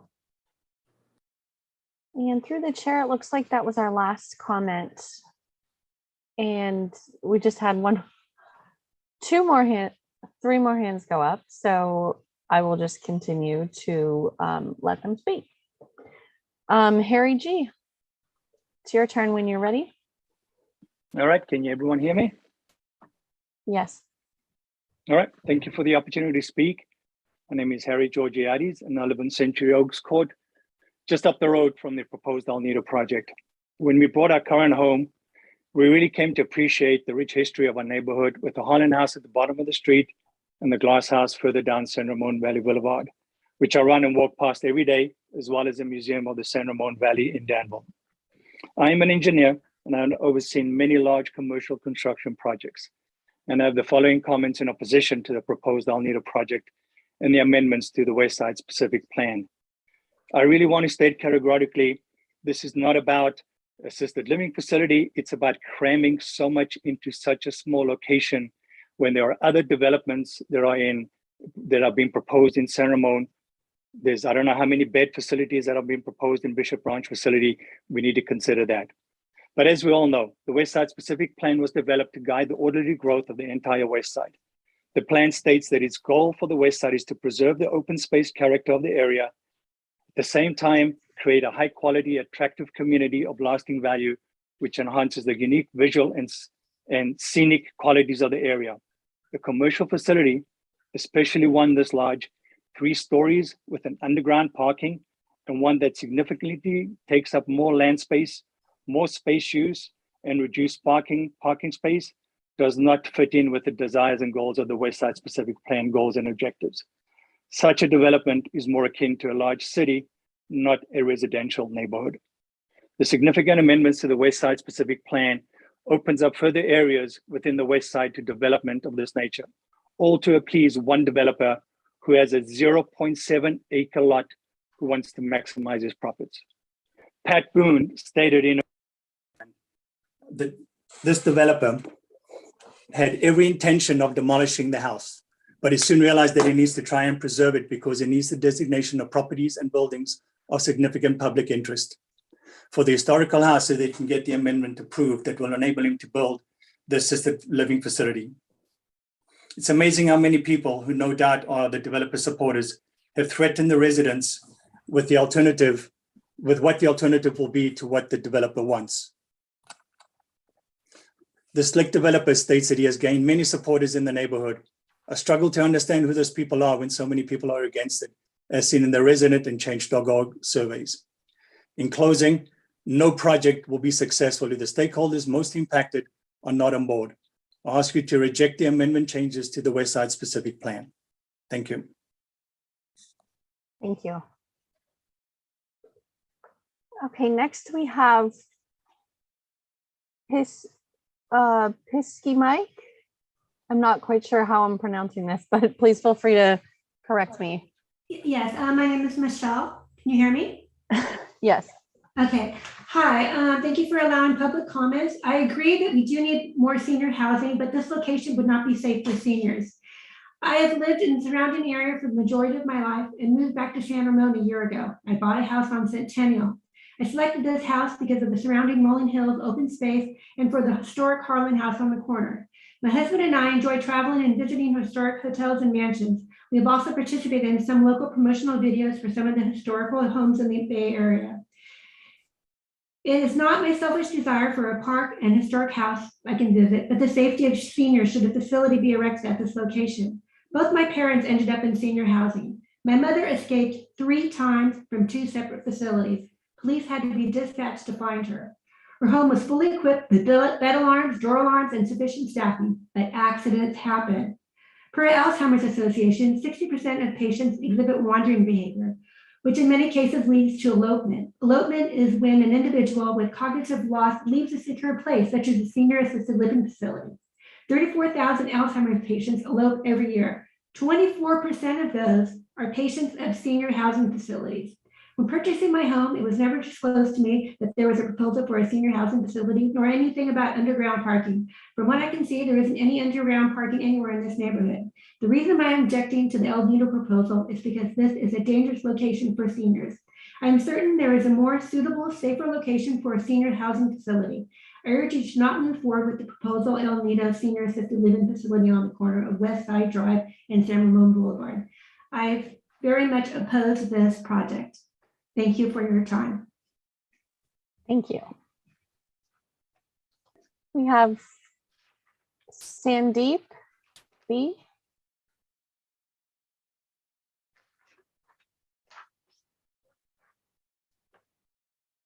You can speak when you're ready. Hi, can you guys hear me? Yes. Awesome.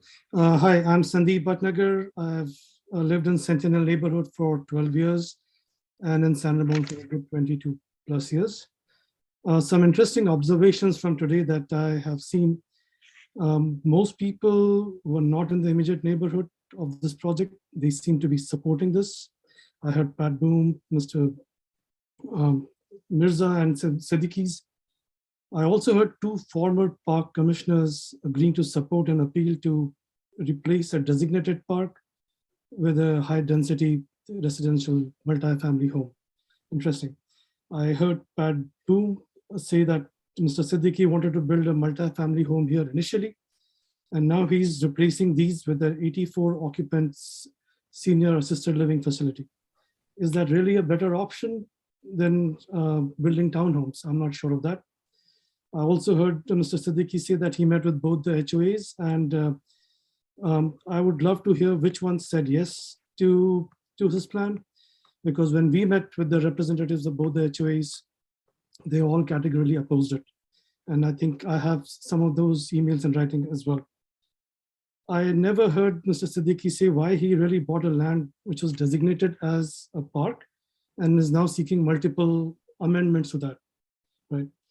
I heard Mr. Gregg say that there could be safety issues if this particular proposal is not approved. That's interesting, because how come that security issue will not apply to senior assisted living facilities as well? I heard Mr. Siddiqui offer some kind of collaboration as well. I think that is an interesting offer, something that should be pursued, but the way it stands right now, building something this big, this massive, in such a small space should definitely be rejected. And I hope the Planning Commission considers that when they make a decision on this. Thank you so much for your time. Thank you. Okay, let me see who we have next. It looks like we have Lokesh. You can speak when you're ready. Hi, could you hear me? Yes, we can. Okay. Dear members of the Planning Commission, thank you for your time and giving me the opportunity to voice my concern. I live in 52 Centennial Way, and we are proud owners in this amazing neighborhood, and I've been a resident since 2015. This project is extremely worrying, and I strongly oppose this development. This development does not fit into this residential neighborhood. It's unfortunate to see how every inch of the land is being used for commercial purposes without taking into consideration the tranquility of the neighborhood. And I'd also like to address the comments that some of the supporters of this project have raised a few minutes ago. It's actually extremely unfair to bucket us as adults that are not concerned about the older population. I'd just like to make it clear that it's not about us opposing a senior citizen living, but it's about having an inclusive community and just about having a building that big in a small 0.7 acre lot just to maximize profits. On the other hand, I'd like to highlight the fact that we're a community with hundreds of families and hundreds of children with no park in walking distance from our house. And a space for the community would serve a very big purpose as a melting point for us to socialize and create a more healthy and inclusive community. So I strongly oppose this project, and I request you not to approve this plan. Thank you. Okay, we have Mike Meehan. You can speak when you're ready.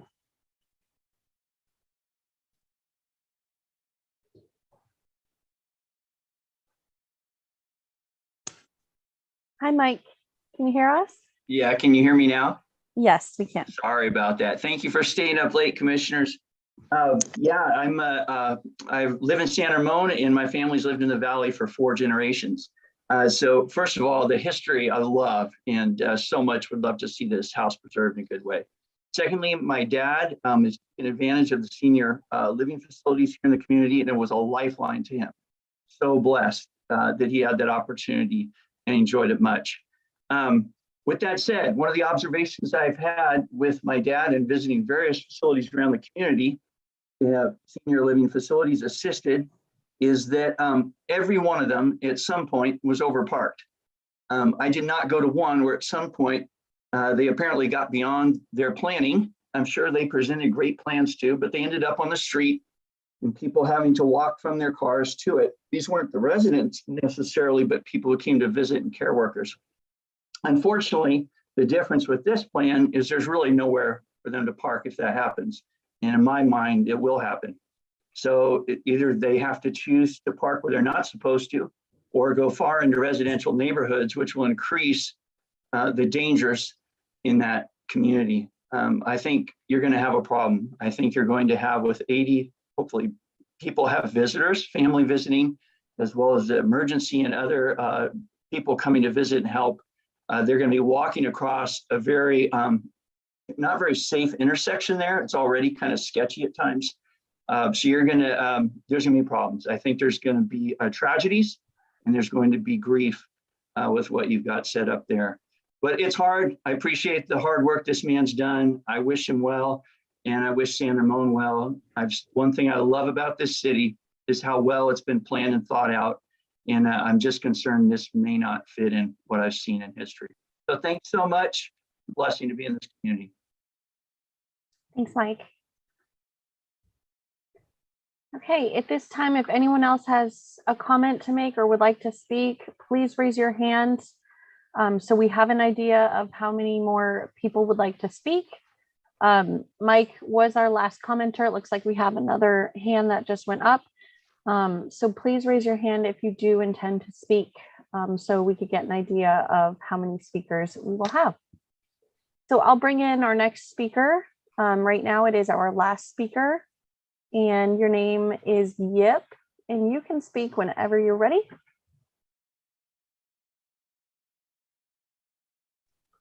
Okay, can you guys hear me okay? Yes, we can. Hi, good evening. My name is Yip and I'm also a San Ramon resident. I was just listening along while putting my kids to bed. I wasn't planning to call in, but I was really shocked when I hear the way this applicant has threatened some of these residents who was trying to just raise their voice. I just think making a threatening statement like this is absolutely not acceptable. It's unprofessional and not ethical, and making me think that this applicants cannot be trusted to run business anywhere. I think there are enough people in neighborhoods, in the neighborhoods already raised their concerns about cramping the commercial units with the underground parking in the residential neighborhood is not does not fit into the area. And there are already like a lot of wet signatures I heard, and over 800 people already signed a petition against this. These 800 people just don't come out of nowhere. Everyone against this this project has really good reason, and I'm not trying to be repetitive of whatever people have mentioned earlier. I'm just here to strongly oppose this project, and I feel really disappointed of how the applicant has made threatening statement like this to people who are just trying to raise their voice. Thank you. Thank you. And we have another commenter, Sylvia. You can speak when you're ready. Hello, good evening. Thank you for allowing me to speak. I think a lot of good points have been brought up by the neighbors of this in this area around the Centennial neighborhood. I am a resident of San Ramon. I've actually lived in San Ramon for 20 years now. And I can say that as beautiful as the Harlan House is, I love driving by it and seeing how wonderful it is. And I would love to see it restored, but I certainly do not think this is the way to do it. I think this facility is definitely the wrong place for this. It should not be in this residential neighborhood. It's a very busy intersection already, and I think that it would be unsafe. And I would just like to say that I agree with the previous speakers and I strongly oppose this project, and I hope that the commission will vote against it. Thank you. Thank you.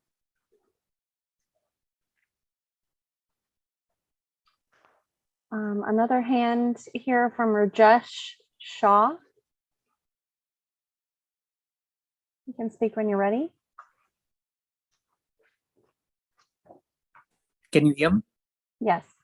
Okay. Hi, Planning Commission and the City Council. Thank you for giving me this opportunity to listen to my voice. I definitely disagree to the project and I don't want to repeat everything what the other people and community has said. And one of my most concern is this is a commercial project and it is based in the residential area, and that is what we are opposing it for. Thank you. Great, thank you. Okay, through the chair, I will let you take over here. You're still muted. Been so long. Yes, thank you. And so we will close the public comment on this. It is 9:45. We have a bit more business to do. Would folks be agreeable to a 5-minute break? I'm seeing some nodding. All right, so let us take a 5-minute break, and then we will be back to conclude whatever comments we have on the matter. I think we're not too far from being finished, but we have not discussed it as a commission. So 5 minutes. It's 9:46. Be back at 9:51, if I do my math correctly. All right, I'm going.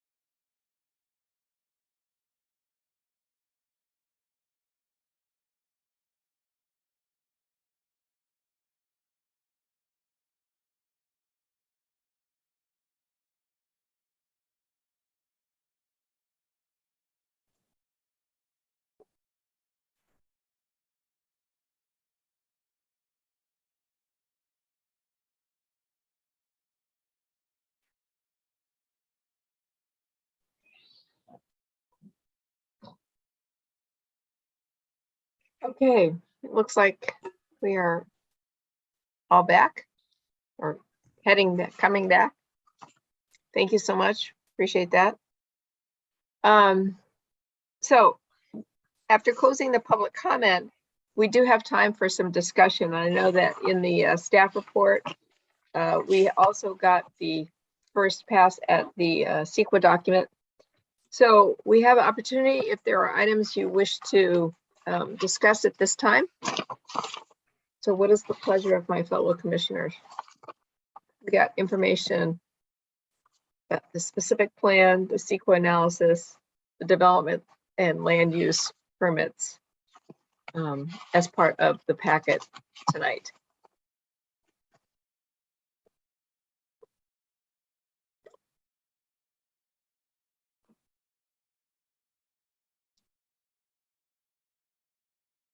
No comments. Okay.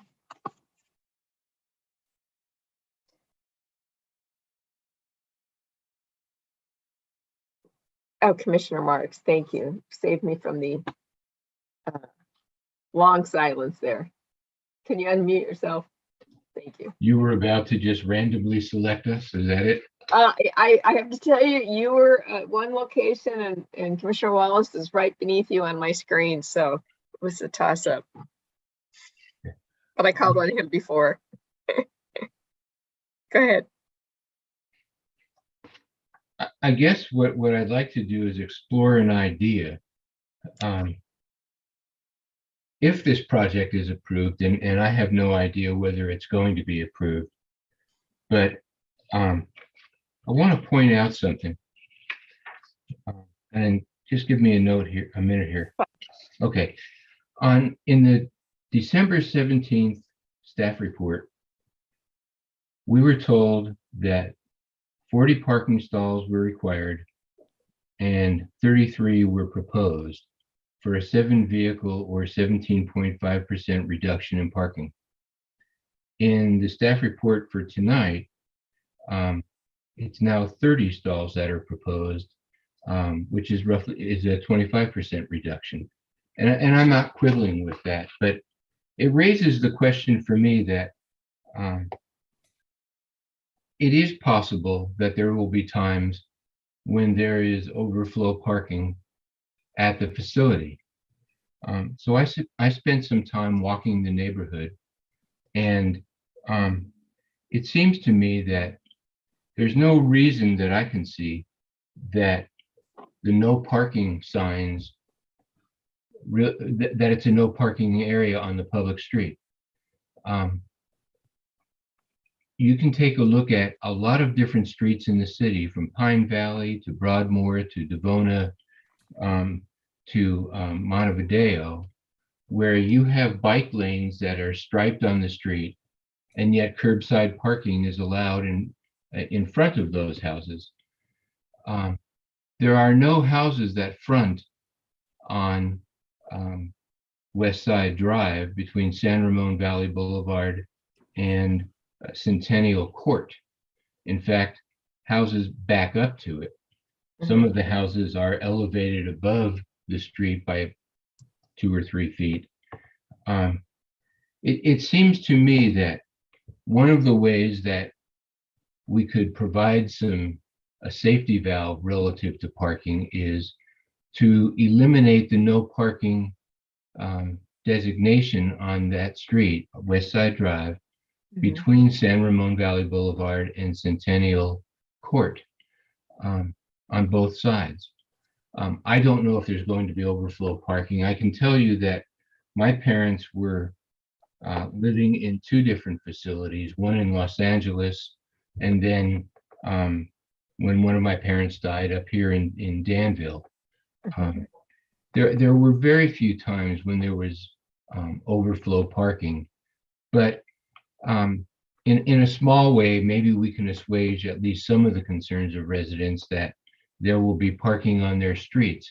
And in the absence of taking out the no parking on West Side Drive, it appears to me that the streets serving the single-family residential neighborhood just across the street from the proposed facility, those are public streets. You are essentially forcing the parking, if there's an overflow condition, onto those streets. Again, I don't know if it's going to happen, how many times it would happen, but it seems to me that whatever actions are necessary to eliminate the no parking on West Side Drive, and sometimes that requires a council action. It may have been a council action that established the no parking by resolution, and maybe it takes a council action by resolution to allow the parking. But it seems to me that that ought to be considered as a way of meeting at least the overflow parking concern that residents in the past have expressed.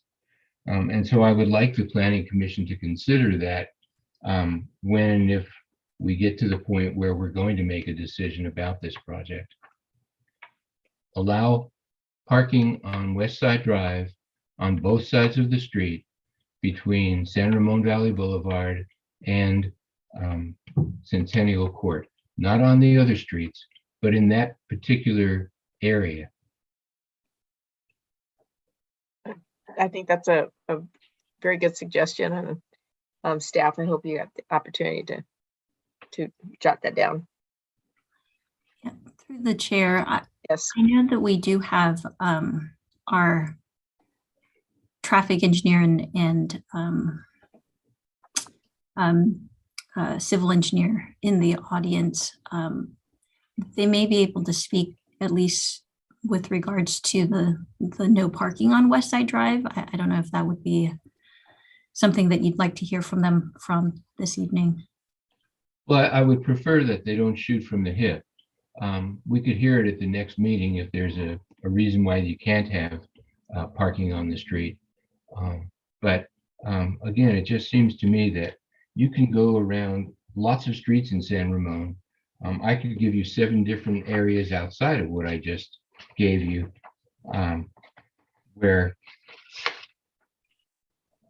Montevideo Drive between Tarryton and El Costa, Devona between Montevideo and El Costa, Bollinger between Dos Rios and Fountainhead Drive, Broadmoor between Montevideo and El Costa, except near Cal High where it's permit parking, Pine Valley between San Ramon Valley Boulevard and El Costa, Norris Canyon between Bollinger and Twin Creeks Drive, and Castleton Court, which serves a big facility, St. Joan of Arc Church, between San Ramon Valley Boulevard and Twin Creeks Drive. So yes, I'd like to hear from Deborah, but after she's had a little bit more time to think about it. all right, I think that's an excellent suggestion. Commissioner Wallace. I had a question for staff, and I'm going to let Ms. Poon or Ms. Yee weigh in on this. What I'm referring to are the proposed specific plan amendments that appear on packet pages 10 and 11. Change number 2 would amend the West Side specific plan land use from park to medium density residential to make it conform to the general plan designation that's existed since 2011. And my question is, if we adopted proposed change number 2, do we need changes 1, 3, 4, and 5?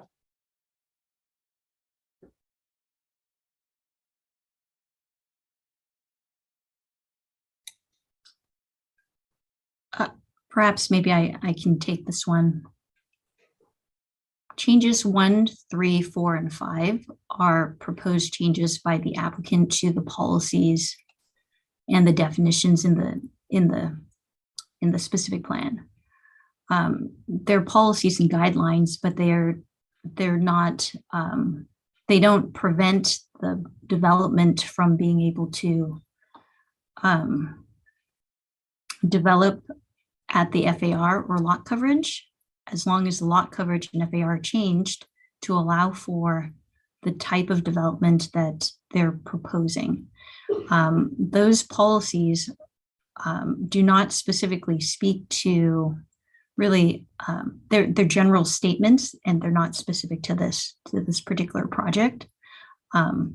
Unless you'd like to, when you're reviewing the project, make findings of conformity to policies that are in the specific plan, you could certainly point to those policies if you were to change them to add to the findings that may be made to approve a project. But they're not requirements to have text changes 1, 3, and 5 to be able to approve the project as proposed.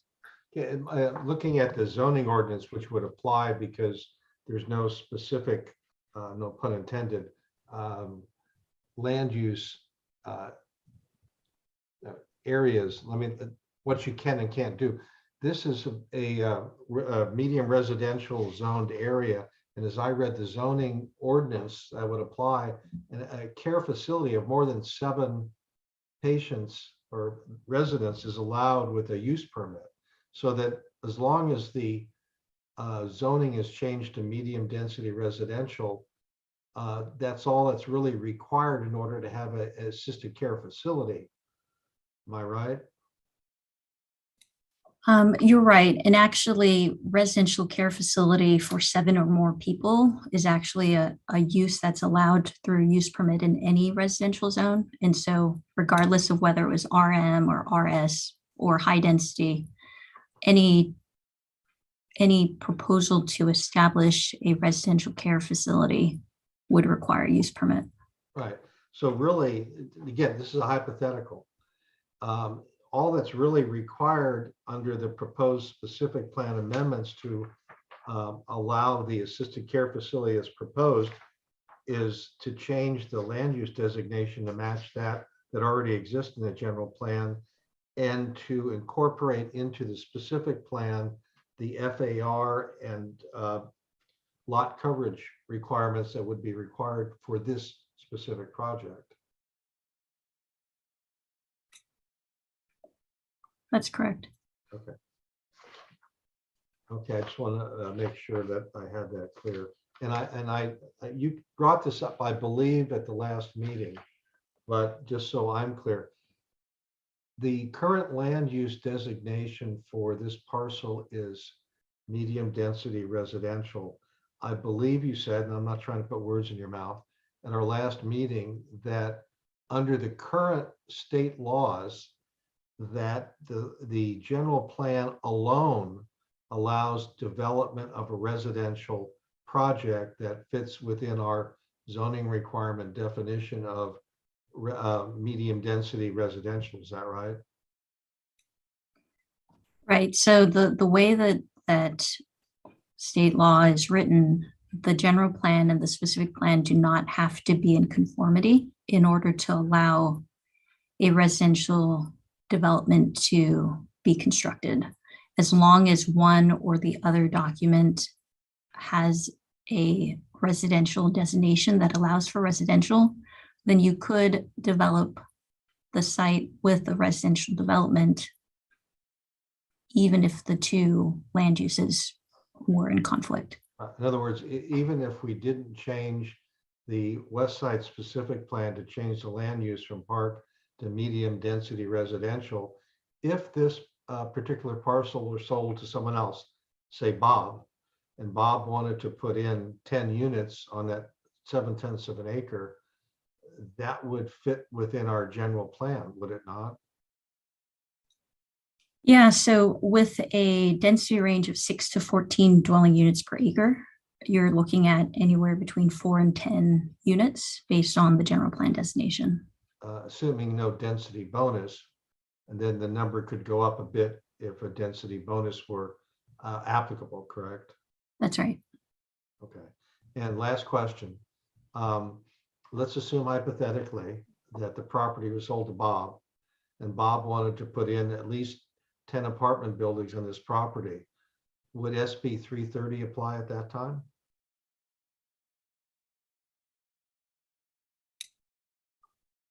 So Senate Bill 330 would allow for a applicant to propose a residential development on their property. They would have to make their intentions known with a preliminary application through SB 330 that they intend to develop a residential project on their site. It's up to the applicant to determine if they want to use SB 330 for their application, but it is possible for somebody to make that request as part of their application. Okay. All right. Thank you.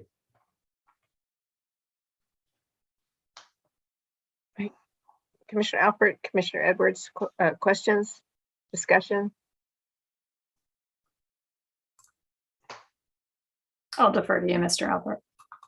Thank you. I guess, could you just clarify, and I think Commissioner Wallace alluded to this, under current definitions, a parcel that's zoned residential does allow the construction of a residential care facility such as this. Is that correct interpretation? With the approval of a use permit, one that would have to be approved by the Planning Commission, one could establish a residential care facility for 7 or more residents with the approval of a use permit. Okay, that's my understanding. Thank you. And then the notion of a commercial operation in a residential land parcel, is there anything in our zoning code that precludes a commercial operation that's allowed by either a use permit or a minor use permit to be built?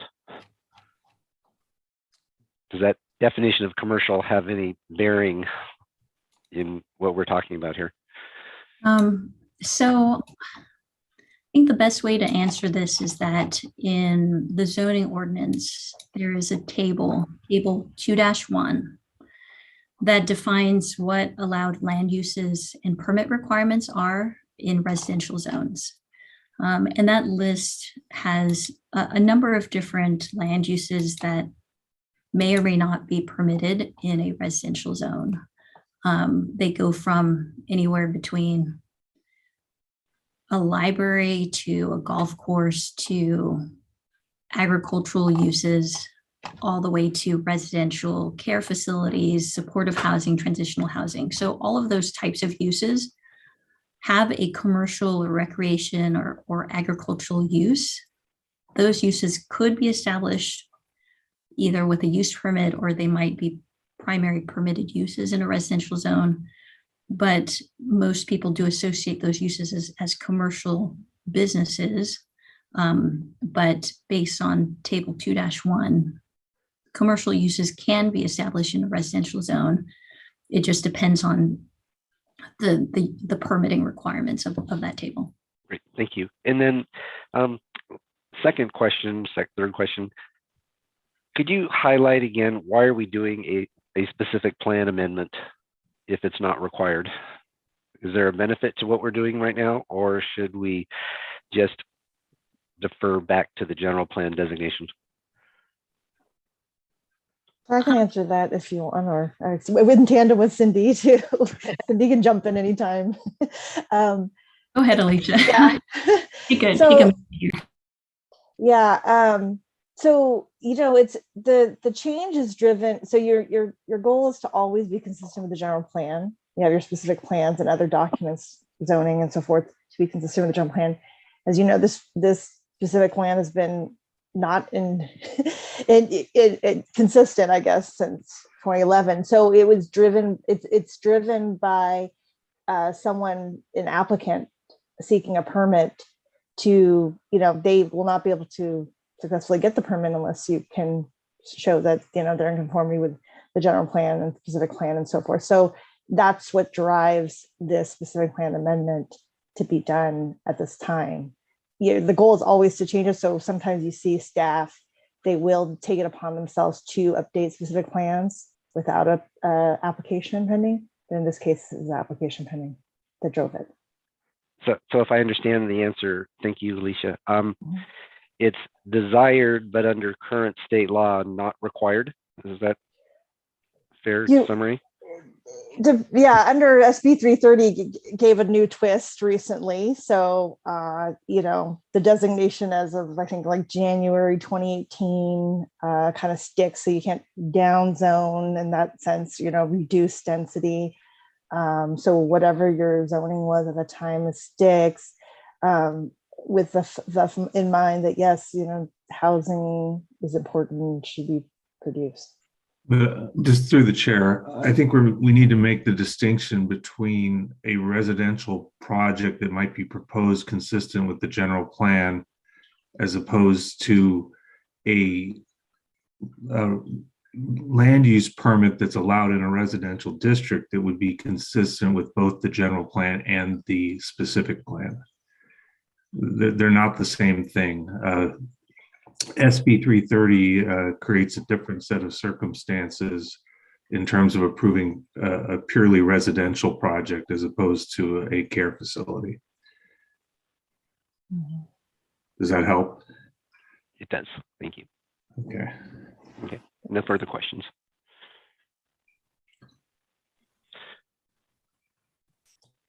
So let me just reiterate, just for the cheap seats. So meaning myself and those new to this,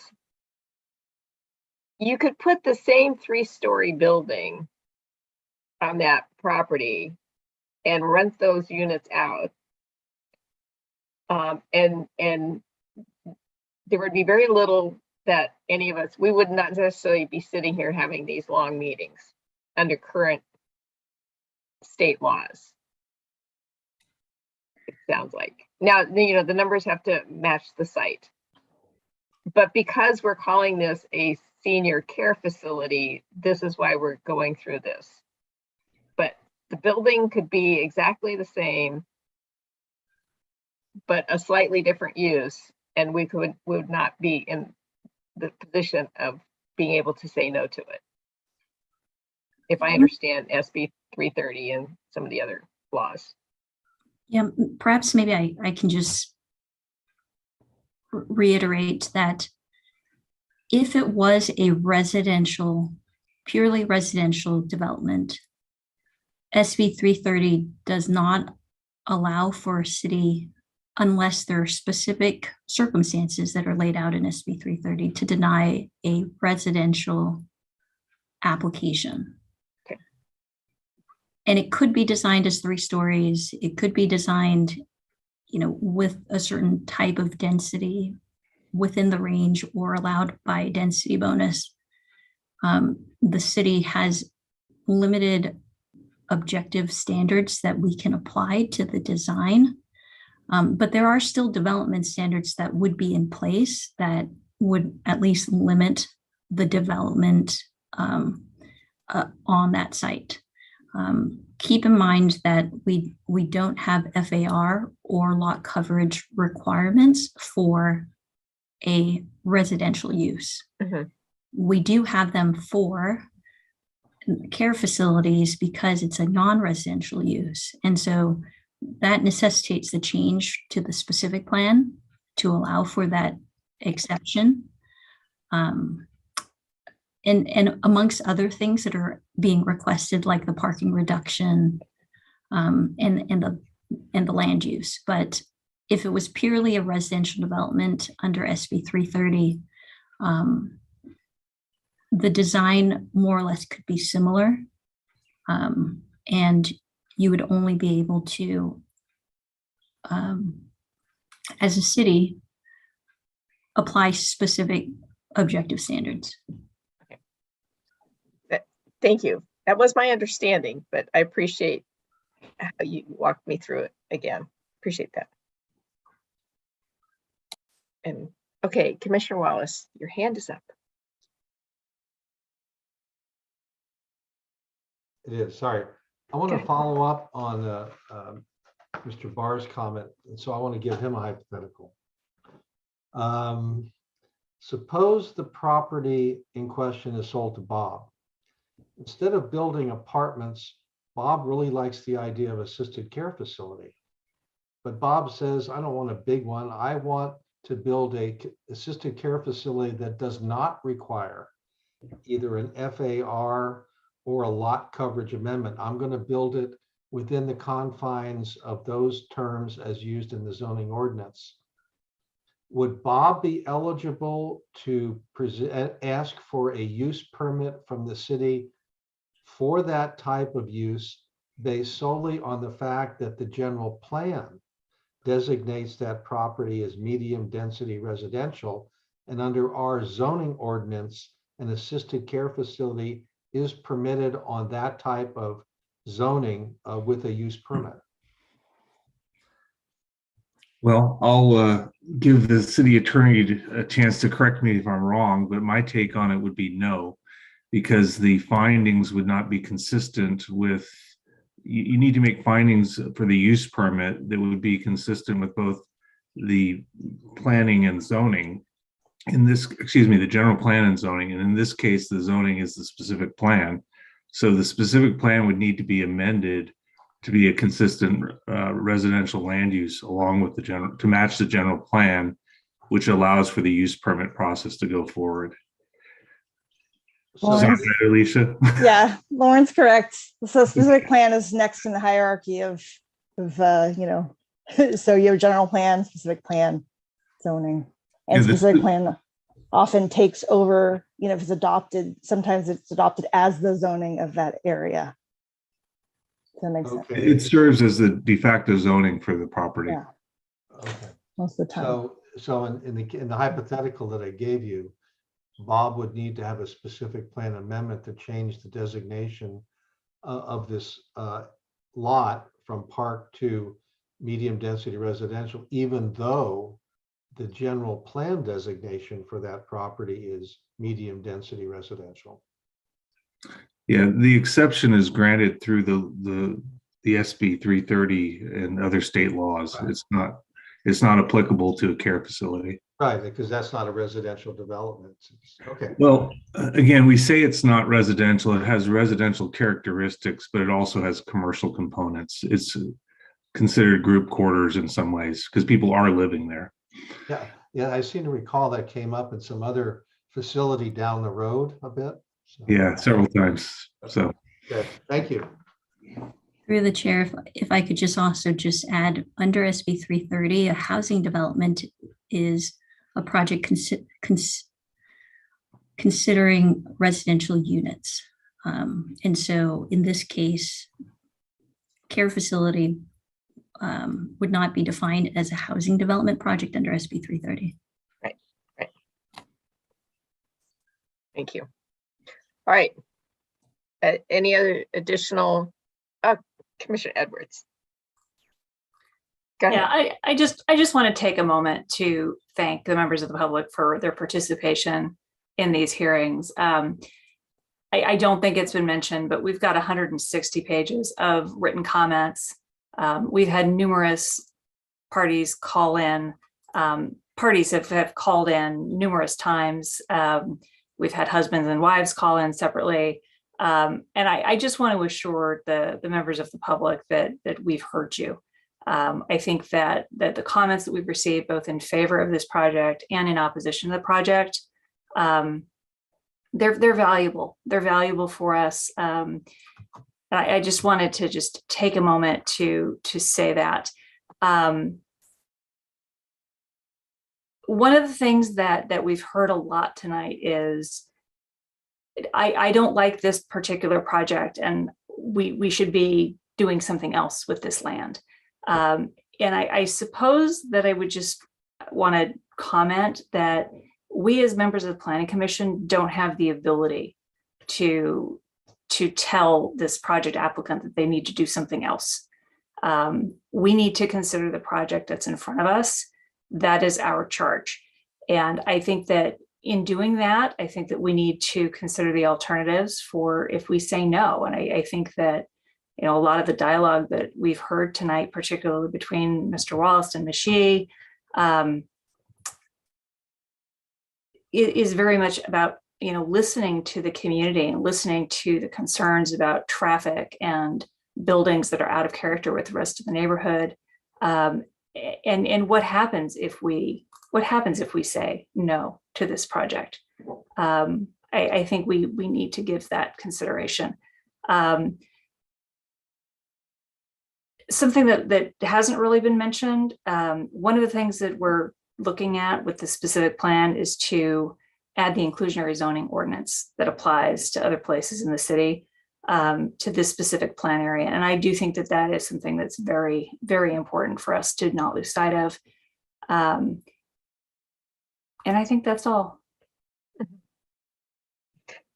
Thank you, Commissioner Edwards. And I would second your comment in the sense that if whatever part of the specific plan we choose to amend or not, but definitely that part, I think we sort of feel like is a necessary amendment to the specific plan as we go through all the other numbered items to that. So I support that comment as well.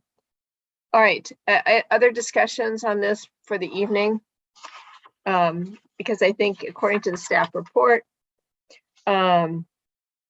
we will be moving to continue the public hearing to March 15th. And that no decisions regarding the project will be made at this meeting.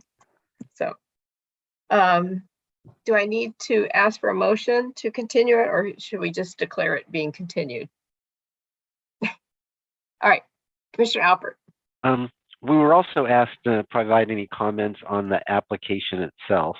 And so go ahead. Before we close the meeting out, maybe we should see if there's any specific comments. The one I would like to request is to have additional drawings presented in our packet next time of the original ARB presentation.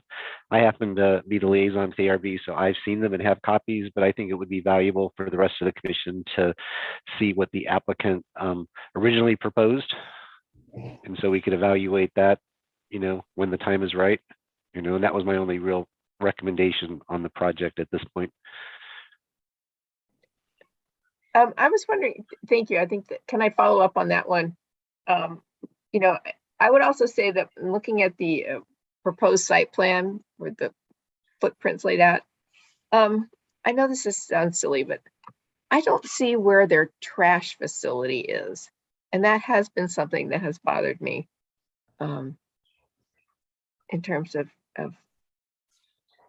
the daily business of the facility. So maybe a slightly better site plan, proposed site plan.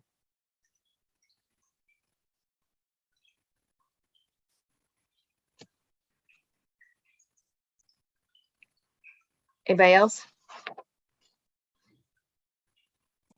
No? Seeing no other comments then? Through the chair, I just, if typically we do offer a chance for the applicant to provide a few comments just to after public comment. I don't know if we want to go ahead and offer that, if he would like to say a few words. Just want to put that out there because we typically do allow them to do that. All right, we will. And on, yeah, okay. If we can encourage you to stay on topic, that would be lovely. Yeah, no, I really appreciate the deliberation that I just heard from the commissioners. I think it was very thoughtful. Clearly, we are committed to this project, and clearly we are committed to preserving our heritage. That is what we are trying to do. We recognize the opposition we are facing. We recognize the comments about having a commercial facility in a residential zone, but there are other examples of that. The other assisted living facility on Fur Court and Alcosta is right smack in the middle of residential neighborhood. You know, I think the comment that Commissioner Marks made about the no parking sign on the West Side Drive. So I live further up on West Side Drive, and you have bike lanes, but there are no parking signs on West Side Drive as you go up to those houses. I think that's a very valid suggestion, And I would like commissioners to give it a serious consideration, in my opinion. We clearly want to work with the neighbors. We clearly want to engage them in this project. We want to make sure that it becomes a community project. I want, once all these emotions will settle down, my desire is to respond to some of their suggestions, like having the children the ability to go inside the facility, look at the historical structure of Harlan House, both from outside and inside. Thank you so much for your time. I know these are draining, draining sessions. I'm sitting here and I'm pretty drained out myself. Sorry about the sort of the technical hiccups with Carol's presentation, and that also kind of threw me off my script as well. But anyhow, I think we were able to make our points come across, and we're definitely listening to you, and we're looking forward to working with you to get this project through. Thank you. Okay. Thank you so much. Appreciate that. All right, commissioners, I think we are ready to get this meeting planned to our next session, and then to hear what is, if we have incoming attractions. Can we get a motion to continue to date certain, March 15th? Is there someone who would like to make the motion? Please. All right, I'll make the motion to continue the consideration of the El Nido property to March 15th, 2022. I'll second. Great, thank you. So we had mover Commissioner Wallace. Aye. Seconder Commissioner Marks. Aye. Commissioner Edwards. Aye. Vice Chair Alpert. Aye. And Chair Kuznick. Aye. Thank you. Item 9.1 will be continued to the March 15th Planning Commission meeting. Excellent. Thank you so much. Thank you. All right, running through the rest of the agenda. I see no new items, so we get to item 12, if there are liaison reports or interest item staff reports.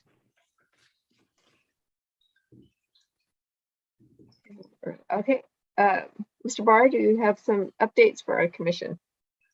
We're still trying to finalize the agenda for March 1st. We have TAC appointments on the list of things we need to get accomplished in the near term, as well as the general plan annual report. And we're considering one other potential application for that night. Then on March 15th, we have a joint study session with City Council on the housing element, and then the continuation of El Nido for the regular meeting. Okay, very good. All right. Seeing no other business, I will adjourn the meeting at 10:30. So thank you, everyone. Thank you, staff. Thank you, participants, members of the community. We really appreciate it. And hope you have the lovely rest of the evening. See you.